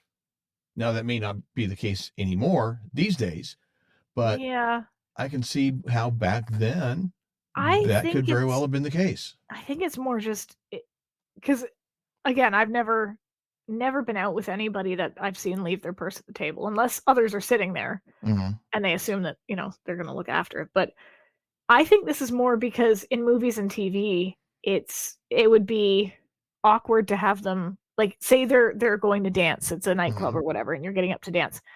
If this were real life, when I was in my 20s and going to nightclubs or what have you, you bring your purse. It's irritating to have your purse slapping. Oh yeah, you don't leave your purse at a nightclub. Someone's going to take it, right? So you have it, slapping against your leg or whatever, and it's irritating. Or what you do is you take out your cards and whatever it is that you need, put them in your pockets and leave the purse in the trunk so you don't have to bring it in with you. But those are the sort of the tricks of the trade for those of us who have to carry a purse, if you have pockets, that is, which let's say most of the time you do not, especially if you're wearing like a mini skirt or something. But like, I'm just assuming that this is a trick that they do in movies and TV because it wouldn't look as good to see them dancing with a purse around their shoulder. Okay. Right? Like, because I can't think of a single woman that I know that would just leave their purse at the table and get up and walk away, no matter where they are. But yeah, so she just leaves her purse there. They begin dancing, and Laura sees, is it Phil Lindner or Charles that dancing with another woman? Like, she sees someone because she's prompted to say that, is anyone here with their spouse? And I assumed I didn't see anybody that I recognized as being one of our cast of suspects. So that makes me wonder how she knows. I think she was just talking more in a general sense. Because if you look at the combination of people that are there, many of the couples are a much older man and a much younger woman. Yeah, but that's the case with some of the Rancho Santa Luisa residents, like Jimmy and Sandra Casson. There's an age difference there. But Phil and Betsy Lindner. I think what she's seeing here is a age difference that's a bit more extreme, and I think that's what she's commenting about. Because I did not see anybody in this scene that was one of the other suspects. Yeah, I just thought that was an odd... Again, this is one of those things where I get that they're trying to make a statement that this particular series of socialites are... Again, they appear to be in happy marriages, but they're not. I just wish that there was some more obvious way to make that statement, because, like, she doesn't know. They could be. It's not unheard of for a much younger woman to marry a much older man who has money. We've seen it over and over and over again, right? So there's no way of knowing that they're not. I guess maybe the fact that they're showing affection to one another is the only real difference. And I think it's the number of them, because normally when you have a place like this, you might have some couples where one is much older than the other and they are married or they are in a relationship. But generally, you're going to have more couples that are of similar age, whereas in this particular shot, in this sequence, it's a lot of older guys with a lot of younger women. It's the proportions of the balance. It's the balance of the pairings that is out of whack, and I think that's what she's responding to. Maybe it would have made more sense to me then if she had said, do you think any of these people are with their spouse? Like, or do you think, because she says, she makes the statements as she knows for a fact. And that's why I wondered if she was looking at Charles or Phil, because she's looking right at an older guy with like white hair that seems to be, I didn't even see who he was dancing with, but she says, oh, isn't anyone here with their spouse? And it sounds like she just knows for a fact that they're not. And so I thought, I didn't go back to look, but I thought one of them, that must be one of the suspects that she's looking at. And then I realized I don't think it is, because it would mean, if that were true, it would mean that Charles was also cheating on Emily or Phil. But it would have made more sense to me if she had said, look at all these couples. Do you think that they're actually with their spouses, or just make it more of a question as opposed to what she says? It sounds more like a statement of fact. Yeah, I guess. Well, she asks it as a question, but it's based on an implied statement of fact. Yeah. So, and then Steele says in most places yes, but in Rancho Santa Luisa, he'd be loath to bet on it.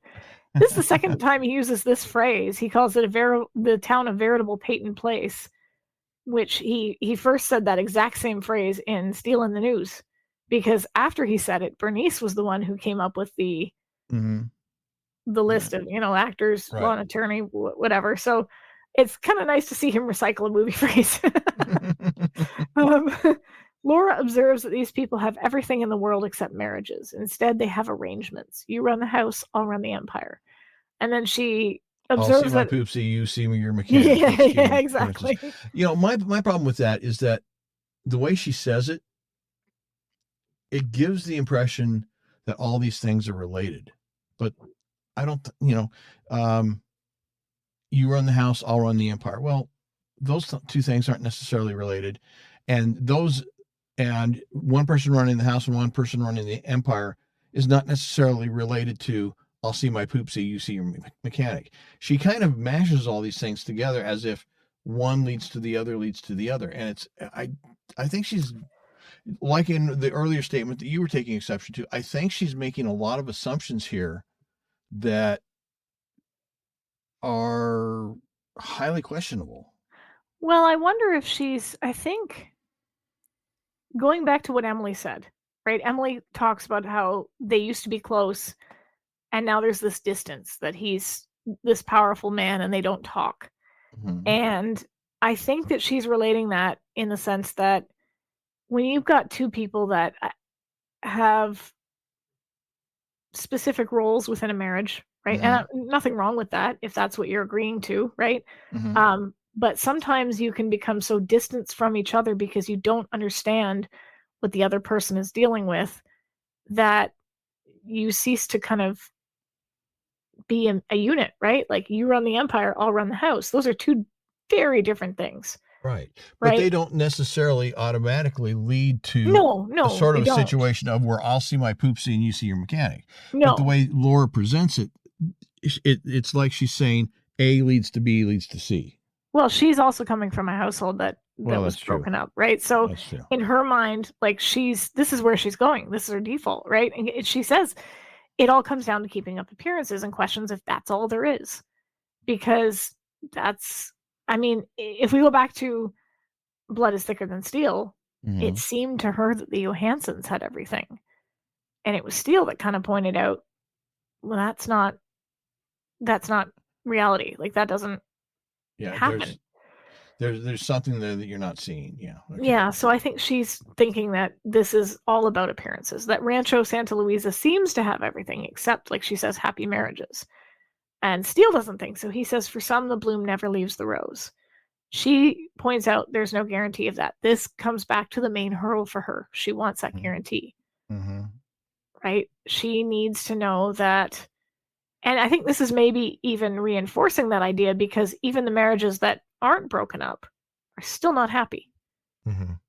These people haven't left their spouse. They've just checked out mentally, which I'm not really sure what would be worse, to be unhappy and living with somebody, sharing your life with them, but not really, or to just I think probably that would be worse, to be honest, because if you leave, then you have to start over, but you're at least doing it on your own terms.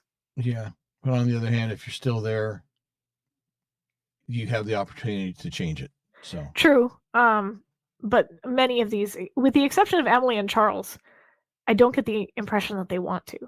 And weirdly, Tommy and Anne seem, oddly united for a couple that have committed a murder. Yeah. So, whatever brings you together. Yeah, I guess. Steele points out that with that risk comes reward. She says they risk their lives every day and wonders if that's enough risk for her. So she's obviously okay with risking her life, but not her emotions. That, for her, is too much of a risk. Mm-hmm. And he comments that she's not dancing, and she says, that song, My Heart Won't Do What My Feet Want To, and he says that she's got it backwards. And then she says, not tonight, I don't, and she walks away. So actually, or did I get that backwards? No, no, you didn't get it backwards. Okay. He's just a little bit wrong when he says that, because what she says is, my heart won't do the things my feet want to do. And the actual lyric is, my heart won't let my feet do things that they should do. Oh. So it's okay. Should or want. So it's really not backwards. It's just a little bit different. Okay. It's the difference between should and want. And that, by the way, that's I Won't Dance by Frank Sinatra. Oh, yeah, I knew it was a Sinatra song, and I couldn't remember what one it was. So yeah. Swingin' Affair, which is an interesting album. Yeah, I was going to say, that kind of fits our episode. Our whole theme. So the following morning, Steele is sitting in Betsy Linder's car trying the key. Betsy comes out, sees him, and so he gets out wearing a mechanic's outfit and introduces himself as Arthur Mainwearer. Sure. And tells her that he and Walter were about to announce their partnership before the tragedy. She points out she didn't know about it and replies that Walter was always discreet. She eyes him up and asks if he's as well trained as Walter was. So obviously she did not. Either she didn't learn from the first go around. No, she did not. Or she simply learned not to write checks for it. Yeah, or Walter was, I guess, good enough at what he did that she was willing to risk it with his replacement. So he says, Stuttgart 81. She looks him up and down, declaring that she can find some use for him. Yeah, I'll bet. Sure she can. Yeah, I mean, and at the Cassins, however, Sandra is firmly telling him to take them off their list. She wants to take their business back to the dealer. Steele asks if she's sure. He climbs into the car and says that big dealerships tend to overlook more telling details. He's trying the key as he says this. She angrily tells him to get out of the car, and he does so, saying that she's a woman of decision.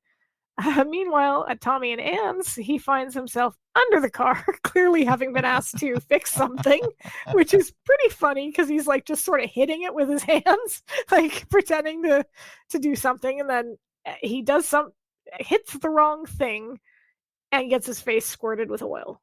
Which I don't think would really happen, but not unless he's trying to fix Herbie the love bug. Well, so he climbs out. They are both German. That's true, actually. I saw a funny meme on the internet somewhere. It had a picture of Herbie, and it said like VW's next self-driving cars. It's like, oh, that's good. I like that. So he climbs out and tells them that it leaks oil. Really? Anne is unimpressed, asks him if he specializes in diagnoses. Tommy tells him to check out the crankshaft and the gaskets. Steele pretends to know what those are while inching towards the car. Are we sure? Like, he took apart the Auburn and put it back together again, so he obviously knows something about cars. Like, I don't know that he's this helpless. No. Yeah, it is a little inconsistent. Yeah, and not only that, but he supposedly did I'm not going to say a teardown, but he supposedly did a detailed inspection of the doctor's car. Yeah, that's right. He did. Yeah. What was the name of the episode? It's the one with the ex-wives and the lawyer. Yeah. Oh yeah. Names Steele something. Yes. Something Steele. Yeah. Something Steele. Yeah. But yeah. Hearts of Steel. Was that Hearts? Yes. Yeah. Yes. So yeah, you're right. He should know a little bit more than what we see him knowing, but maybe he just doesn't want to fix their car. So yeah, it could be that. Tommy tells him that. Steele pretends to know what those are, inching towards the car. Anne asks how long it will take, and he hastily says a day or two. Tommy doesn't like his answer, arguing that Walter has had it fixed before in an hour. Are we sure the car was leaking oil when he was doing that? Just saying.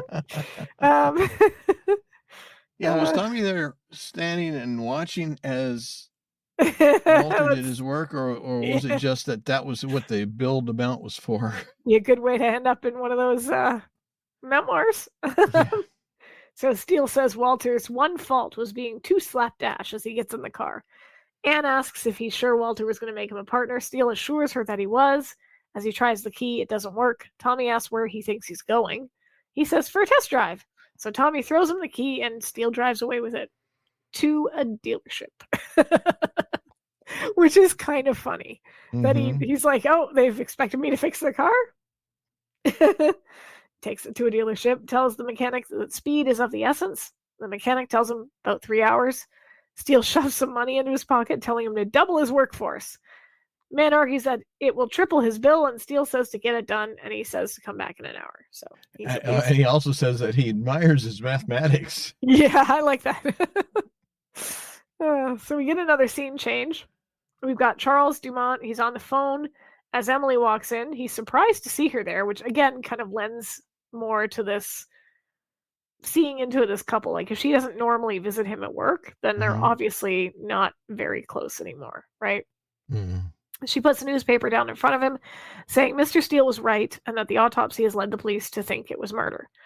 Charles attempts to reassure her, saying that she didn't do it, and she tells him that it's not him or not her that she's worried for. So she obviously thinks it's him, right? And he looks a little surprised, pointing out that he didn't even know about Mueller, but she isn't so sure. And this is where, like, again, he seems a bit hurt about this, asking if she thinks that he's capable of murder. And Emily says, after all these years, she doesn't know him any better than he knows her. So, yeah, like, that's a big thing. If you don't even know whether or not your spouse would be capable of killing somebody, that speaks to a huge divide. Because, yeah. So before she can say anything, the intercom buzzes, and the secretary tells him that Laura is there.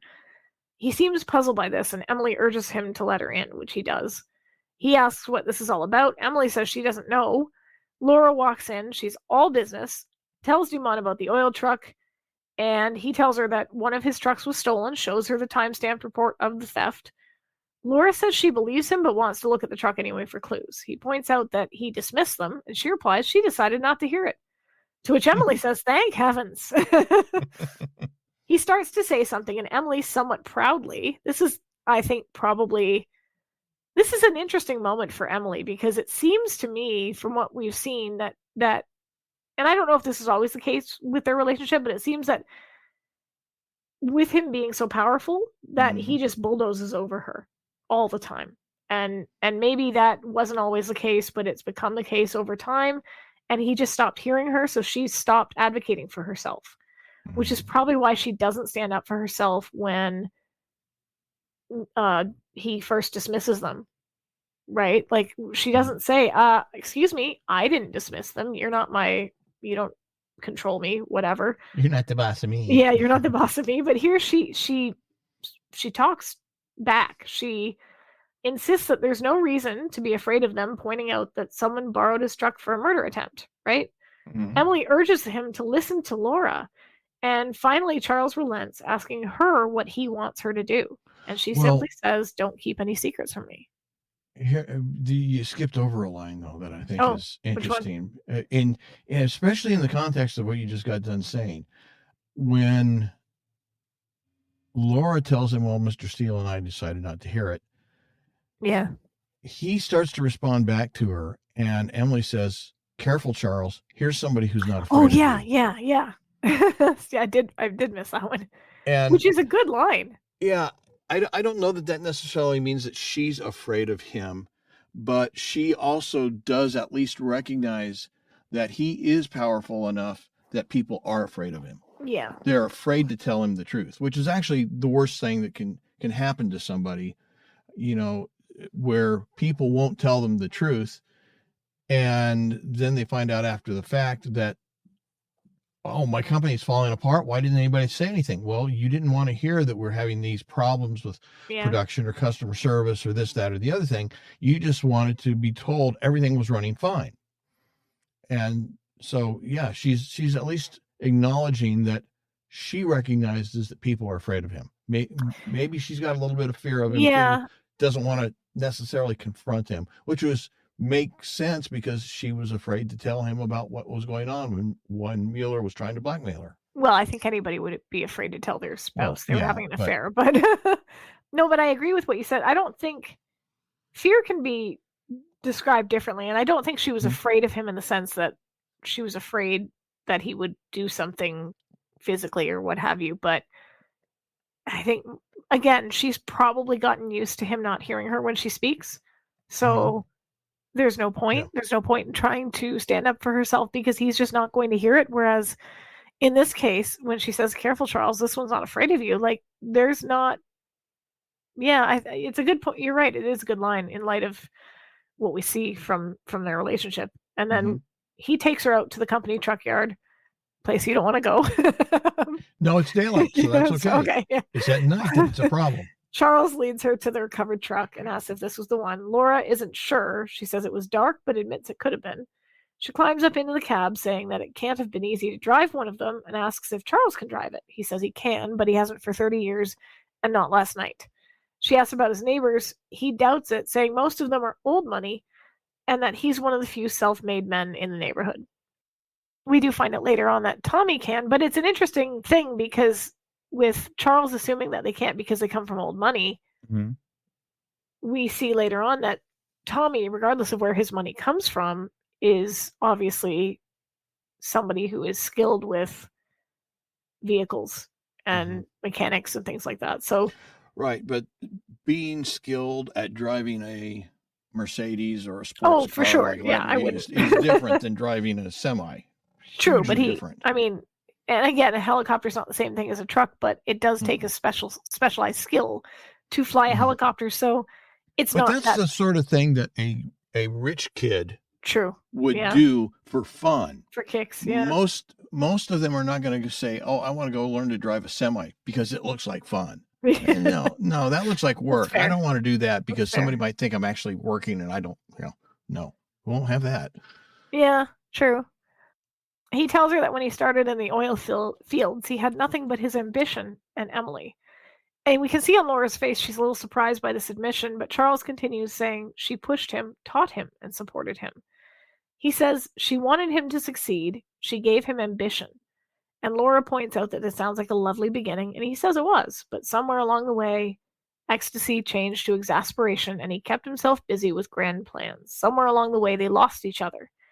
He tells her that when you're a smart, ambitious, and independent, it's a lot easier to maintain a career than it is to maintain a relationship. I don't know if I agree with that, but I get kind of what he's trying to say. That he focused so much on his work that he stopped focusing on her, I guess. But I think also one thing that he's kind of hinting at, or is being implied here, is that he says she gave me ambition. Yes. Yeah. So she was pushing him to get to where he was. And then all of a sudden when he got there, she was not happy with the result. I'm not saying that it's all her fault. They both have plenty of blame to accept, but it's almost like she got what she wanted and then suddenly realized, well, maybe that wasn't exactly what I wanted the way I wanted it. I kind of wonder if it was more of a Lady Macbeth situation where No, that's not the right analogy. Like she pushed him to be successful, and then when it started to happen, he maybe took it further than she expected him to. Like, I don't think she ever, I mean, if you start out with nothing, but a couple of dollars in your pocket, you probably don't anticipate eventually lunching at the White House or whatever, right? So right. I doubt that Emily was thinking, I want my husband to be so wealthy that he's regularly flying to the White House. Like, that's probably not what she anticipated the end result would be. She probably just wanted him to achieve his goals. And then, because he says somewhere along the way, I think the ambition stopped being hers and became his. And he just kept going with it. And she probably, like, in her mind, it was probably like, okay, once we get to a certain point, we'll have our kids, we'll have a nice life, we won't have to worry. But it's not, but he just wanted to keep upping the ante. More powerful, more powerful, more powerful. And maybe that's not what she was expecting was going to happen. And it also could just be that he got into the position that she wanted him to be in. But once there, it wasn't necessarily a matter of him wanting to keep going and build even bigger and bigger and bigger and bigger. It was a matter of, okay, well, now I've got to work to maintain this. True. Could be that as well. Yeah. This is where you wanted me to be.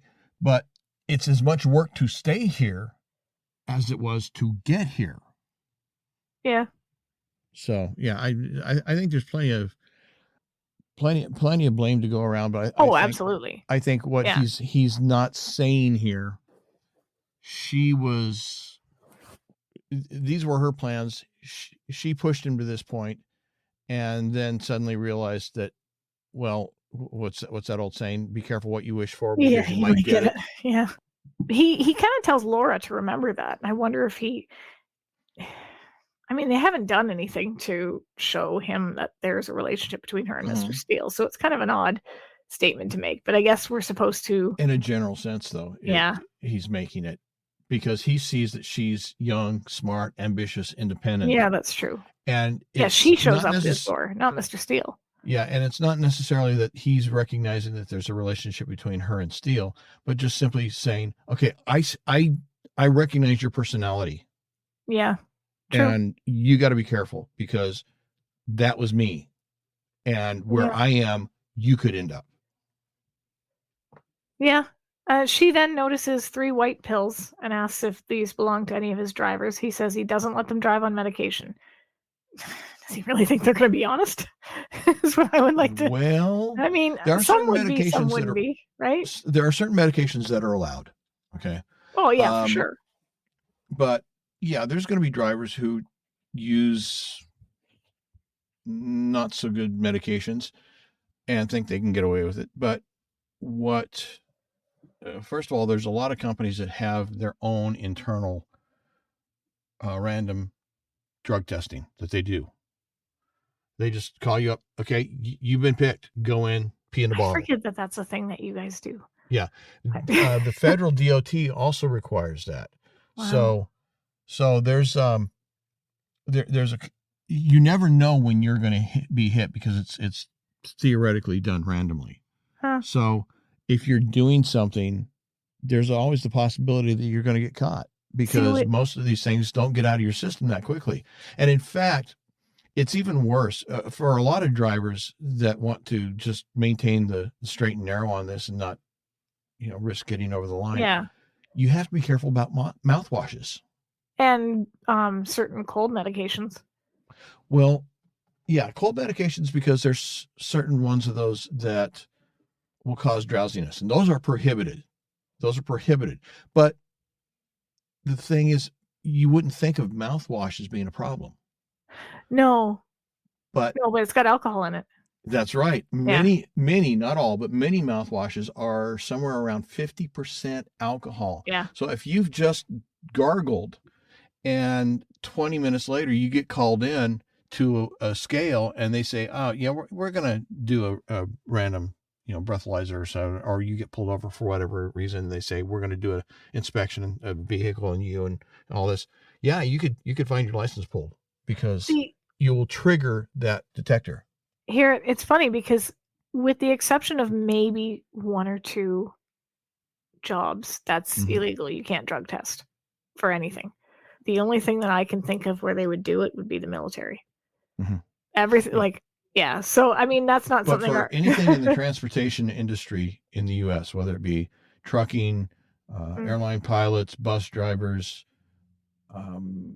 pretty much any of them, there are state and federal requirements for drivers to not partake of certain things. Oh yeah, for sure. And so companies have, I don't know whether they are legally required to do them. I believe they are.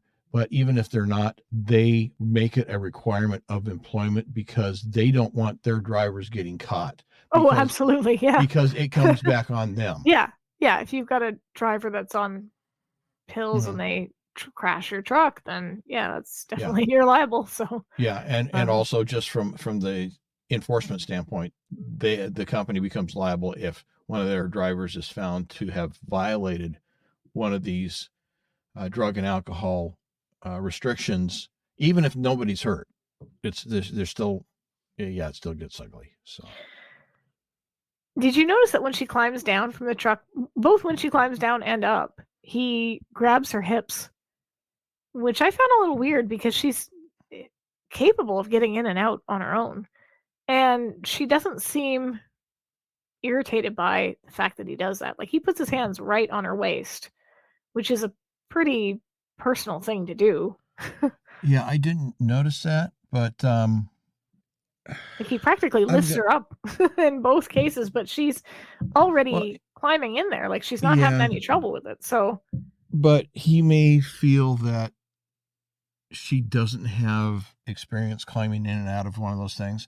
It can be tricky. It's surprisingly easy to lose your footing on one of those things and hit the ground and do some pretty good damage to your body, including parts of your face, because you can catch your chin on one of those steps as you're coming down. So he may have just been doing it because it was the courteous thing to do, so that he was providing her with a sense of or an element of safety and stability, because he didn't know if she was experienced enough to do it safely on her own. Because there's actually, when you go through a driving school, they talk about how to safely get in and out of a vehicle. They don't necessarily practice a lot, but it is a topic of conversation because it is so they're big, so risky. Big trucks. So we've got Steele, meanwhile, has returned to the dealership, but no one's there. Seems odd. How would that even happen? Yeah, I wondered that myself. Like, if they're open, there'd be mechanics there. I don't care how much money somebody paid you. You're not going to just walk off, tell all of your mechanics and all your office staff, okay, let's leave and just leave this thing totally abandoned and totally unlocked for, I don't know. And then tamper with it. Yeah. Yeah, for 45 minutes so that, because if somebody ges hurt, we're just going to get sued and lose everything we've got, but it's cool. The guy gave us $20,000. Yeah. So, well, I guess if they can buy a bank, they can buy a dealership. I don't know. And maybe that's what he did, So, he sees the car is up on the hoist and presses a button to bring it down, but instead an engine nearly falls on top of him. We switch back to the office, and this is probably Mildred's not in this episode much at all, because this is where we finally see her. Laura comes in to find Steele sitting there getting a massage and a hot water bottle from Mildred.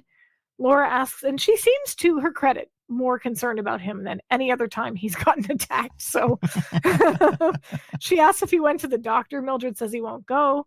He assures them his bones have stopped vibrating, but believes that someone rewired the switches. Laura also shows them the medication she found, telling them that they were nitroglycerin tablets. These pills treat chest pain and tightness, as we find out from Mildred, who says that her ex-husband used to take them, which is how she found out he had a heart. That's a good line. I gotta wonder what happened between her and her ex, because, ouch. And Steele wonders if they belong to anyone in Rancho Santa Luisa, and Laura ruefully says that the druggist felt this was confidential information, which obviously it would be, because, you wouldn't give out someone's prescription medication to anybody, regardless of who they are, unless it was a police officer and they had a warrant for that information, I suppose, but like they're not police officers, so they don't have to give that information. No. Steele wonders if the druggist would take a share of Lord Marchmain's memoirs. And Laura says that he hinted that half the men in Rancho Santa Luisa had heart conditions. That's not, like, Mildred nails this on the head when she says that's one of the perks of a 7-figure income that her ex-husband didn't have. I can definitely see how if you are making that much money, you're going to be stressed, and it's probably going to lead you to some sort of heart issues. Yeah, so he asks for suggestions from Laura, and she holds up a key saying that they crash a party and whoever is responsible for will get their just desserts. So next we see them arrive at Betsy Lindner's place. Steele? Can I point out that we're no longer just talking about 4 women. Now we're talking about at least 7 women. Yeah. I mean, Walter got around. Busy. That man was busy.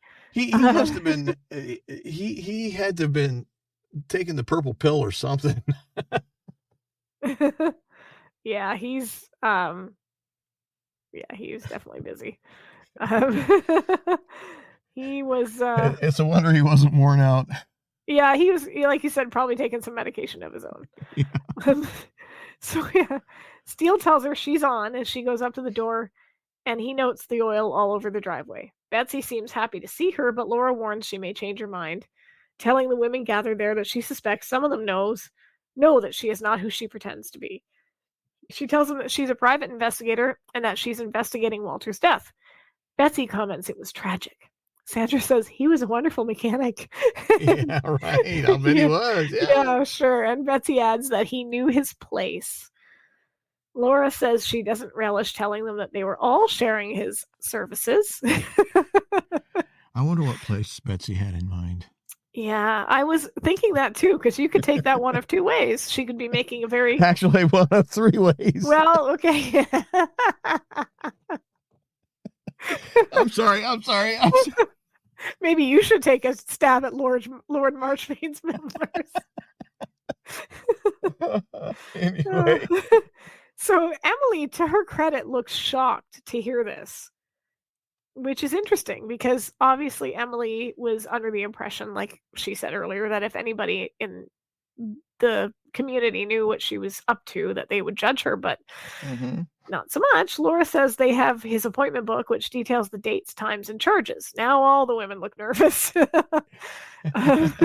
which is kind of funny. Laura continues saying that she knows that he tried to blackmail one of them, so she has to assume that he did the same with the others. She holds up the key, says sooner or later her associate is going to figure out whose Mercedes it fits, and she urges them to make it sooner. And it's interesting here because I never even thought about it, because I'm watching this episode and I'm thinking, well, they've already tried all the cars. And then we find out later on they only tried, these people are rich. They have more than one car. Right. So I don't know why that didn't occur to me, but it didn't. Another thing. I don't know if it was true with Mercedes or of Mercedes of the vintage that we're seeing here, but it used to be that cars had 2 different keys. One for the ignition, one for the doors and the trunk. Yep. I remember that. If you've got a key and you're assuming it's an ignition key and you don't bother checking the door lock or the trunk, you may have missed it. That's true. Yeah, I didn't even think of that, but you're right. Sandra stands up. She has scads of errands. The other women, suddenly they have all these errands to run. I don't know how that happened, because the other women begin making excuses as well. Sandra tries one more time to justify Mueller, but then says, forget it. She just runs off. Anne says she hopes they find the killer. She knew Walter was no angel, but did not approve of murder. It's interesting that she's the one that says this. I mean, I get that she's trying to cover her tracks, but you also get the impression that she means it. So, I mean, this was obviously an accident, and she is trying to kind of like reinforce that maybe to herself as well. Well, also it could be that she is thinking about the attempt on their lives. Yeah, true. Laura's life. And it could be that Tommy decided, I'm going to impress my wife. I'm going to take the bull by the horns. I'm going to solve this problem. I'm going to run him down. And she said, you did what? Yeah. Because if what happened between her and Mueller was an accident, what happened with Tommy wasn't. No. So Yeah. Laura apologizes to Emily, saying she had to do it. Emily assures her that she suspected there were others. Steele watches as all the women leave, with Anne getting into Sandra's car. Emily tells Laura that she will call her before leaving herself. Betsy comes out of the house as Steele emerges from the bushes and begins to admit to Laura the key belongs to her husband's car. As she does, she sees Steele and perks up at the sight of the sight of him, right? She tells sorry, it's Alfred, not Arthur, but yeah, he tells her who he really is, and she comments that she should have known he was too good to be true. Which is kind of funny. Laura brings the conversation back to the car, and she says that they took the car to the Dumonts yesterday and left her husband's car home for Walter to fix the wiring. She says, so he actually does do some things. Well, I was beginning to wonder if he not necessarily, because he could just be doing what Steele did. Well, yeah, that's true. Take it to the... you paid me $1,000. It's a $25 repair. I'll take it down to the shop, let them do it, and Yeah. She says that when they came home, the car was in the driveway, the hood was up, but the work wasn't completed. Steele and Laura indicate that he might have been killed there, asking how long the oil stain had been on her driveway. She says the gardeners were there yesterday and that they would have cleaned it up. Laura adds that it's dry enough to have been there overnight, and she wouldn't have to see it in the dark. Or she wouldn't have seen it in the dark. Mm-hmm. Steele says he suspects that he is all too familiar with the car that made it, grabbing Laura and pulling her away. So they figured it out. They arrive at the Montagues' house, only to see Anne and Tommy attempting to get into a helicopter.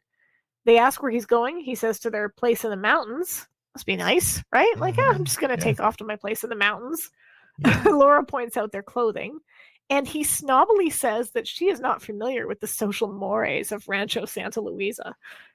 I would argue that they are intimately familiar at this point with the social mores of Rancho Santa Luisa, and it is not a good look. Well, one simply does not go out unless one is dressed properly. Yeah, I suppose.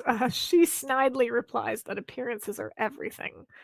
Steele points out that a man who can fly a helicopter and knows as much about cars could probably drive an oil truck, which I think we've sort of countered as not necessarily true, but they need it to be true in a quick way for the script. So Laura adds that it must have made him very tense to try to kill them, so he needed the pills. She looks surprised, asking what the pills are. Steele asks if his wife knew about his heart condition. Just then, he throws a suitcase at Steele, and the two of them run towards a boat. It must be nice to have this many escape vehicles on your property, right? Like, they've got a boat. This is like Monopoly. They've got the boat, the plane, the little shoe, right? So they try to chase him, but Steele urges her to get in the helicopter, arguing they can't outswim a motorboat. They get in. Laura asks if he knows how to fly it. He says, it's amazing what you can pick up when your life's at stake. She guesses Vietnam. I like the way she put it, though. She says, don't tell me one of us knows how to fly this thing. Yeah, that's funny. But yeah, Vietnam, that was kind of she assume he was ever in Nam? Like, yeah, that one was kind of an odd reference. Yeah. Yeah. Yeah. But also, I realize that we have the fan fiction based on Lord Marchmain's memoirs, but can someone write this one? What was it he says? Several million in gold bullion, a beautiful but treacherous Contessa, a frantic flight across the Mediterranean. I need that story. Just run-of-the-mill stuff. I need that story, is all I'm saying, I guess. Guess what? Right there in my notes, there's a fan fiction waiting to happen. Exactly. So they lift up, they begin to chase the helicopter. After a few minutes, she questions how they're going to catch them. He tells her to take over, giving her brief instructions on how to fly. Before he doesn't tell her how to land, just do this, and then climbs out onto the rudder of the hell. Is that what it's called? The rudder? I don't actually know. The thing that you land with. I don't know how to landing skid. Okay, sure. I'm like, what is that? I don't know what to type. I think that there's more involved in flying a helicopter than probably. Yeah, push it left to right, up and down. Yeah, you can fly it. And you're right, definitely. Landing is a different class of issue altogether. Because it makes me think of that scene in Indiana Jones when he's fly, yes, land, no. So yeah, he climbs out. He instructs her to take him down a bit, intending to jump on the boat. And eventually, when he's low enough, he does. He punches Tommy into the water, takes over. Laura is heard yelling for someone to get her down. And I wonder how she managed it. Well, I'm going to guess there was a little bit of damage done to the helicopter in the process. That's probably true, yeah. So back at the restaurant, they're dancing again. Laura tells Steele that Anne broke the cardinal rule in falling in love with Mueller. She says she went to the Lindners to ask him to go away with her, and he laughed in her face. I mean, that should have been her first clue. If she went to the Lindners, well, I guess maybe not. He could have legitimately been fixing something. So when his back was turned, she picked up a tool and hit him. I mean, we assume that's not yet. Well, I mean, I don't know if hitting him, she meant to kill him. She probably just got pissed and decided to give him a traditional TV conk on the head. But, as we know, these things don't always go that way. So he muses that it's amazing what strength and rage and anger can give you, and adds that she needed someone to help move the body. Laura says he was willing to keep the secret rather than expose an empty marriage. He comments that her heart and her feet seem more in sync, and she says she's working on it. They look over and see Charles and Emily are there dancing as well. And she comments that he may be the first man in Rancho Santa Luisa to bring his wife. Which I kind of find funny. It reminds me of, and I wish I knew what movie this was from because I can't remember the film. But there was a movie where two characters were sitting together and talking about cheating, and one of the characters was trying to prove that most men cheat, and they pointed to a couple that were vigorously making out and tapped him on the shoulder and said, "Excuse me, are you married? Yeah. Is this your wife? No." And the argument was that nobody kisses their wife like that. So it's like, it reminds me, now as you're saying that, reminds me of a scene from Home Improvement where Jill is on his case about how they haven't been making love as often as she would like. And she said, I just read a survey that says that some couples do it 5 times a week. And his response is, with each other? Yeah, fair. Charles, that seems like a lot. Charles notices them and points out to Emily they look fairly intimate, so he suggests they not bother them. Laura and Steele suggest the same, and she asks him about his helicopter training. This is where he says it was nothing interesting, and then casually says several million in gold bullion, a beautiful but treacherous Contessa, and a frantic flight across the Mediterranean. This is either him referencing a Bond movie or somebody needs to write this story. Yeah. In fact, it might have been, and I can't quote me on this one because it's been a while and they all sort of blend together, but I'm wondering if this is the one that his wife was in. Like Pierce's wife was in, because she was in For Your Eyes Only, which was she was in For Your Eyes Only, which was Roger Moore. Okay. So what was the plot? There was a bad guy trying to take over the world. That's why she played a Contessa, I think, or Countess something or other. Yeah. So that's why I wonder if this is the film. And if it is, it'd be really funny because he'd be referencing his wife's work, which would, So I don't know. I'll have to look that up and get. If anyone wants to message us or email us and tell me if I'm right or wrong, please do so. Yeah. It's hard to say with those Bond films because the plot of them is honestly they're all alike. They're all and Roger Moore. I know I'm going to get some flack on this, but he's my least favorite Bond. So, which is surprising because I think a lot of people. I know most people. That's why I said Lazenby. Yes, but I actually felt that film was decent. Yeah, I read some positive things about it. Yeah, and about his acting. Yeah, like he wasn't terrible. I think they broke the cardinal rule for that film and had him get married, and that was what people reacted strongly to because Bond is not supposed to settle down. He's supposed to, always be womanizing. But anyway, I don't think Lazenby was by far the worst. I don't like Moore because I find his films got silly. He jumps across a bunch of alligators and ends up on the moon and keeping the British end up, sir. Like I don't. My wife and I haven't gotten all the way through the Bond films. We still got some to finish, but it just hasn't worked into our schedule because those things are like 2.5 hours. Oh my god, we have the whole set. And one of the things that is almost the draw to those things after a certain point is, okay, what kind of chase are they going to do this time? How much more well, let's say they've done a boat 4 times, so now we're going to see what. I like the one in one of the Timothy Dalton ones where he's in the cello case and he's going, anything to declare, sir, just the cello, as he's going over the book. That was silly. I liked it. So anyway, but yeah, just run of the mill stuff. So Laura pretends to yawn, and that's where we get the freeze. So I like this episode. I gotta say, this one, I've always enjoyed this one. I've always thought this one was fun, and I don't think there's many problems structurally with it. There's a couple of odd things where I feel like they could have written a line or two a bit differently to make it more explicit, but not explicit in the way you're thinking. Perverts, those of you. You all have a dirty mind, every single one of you.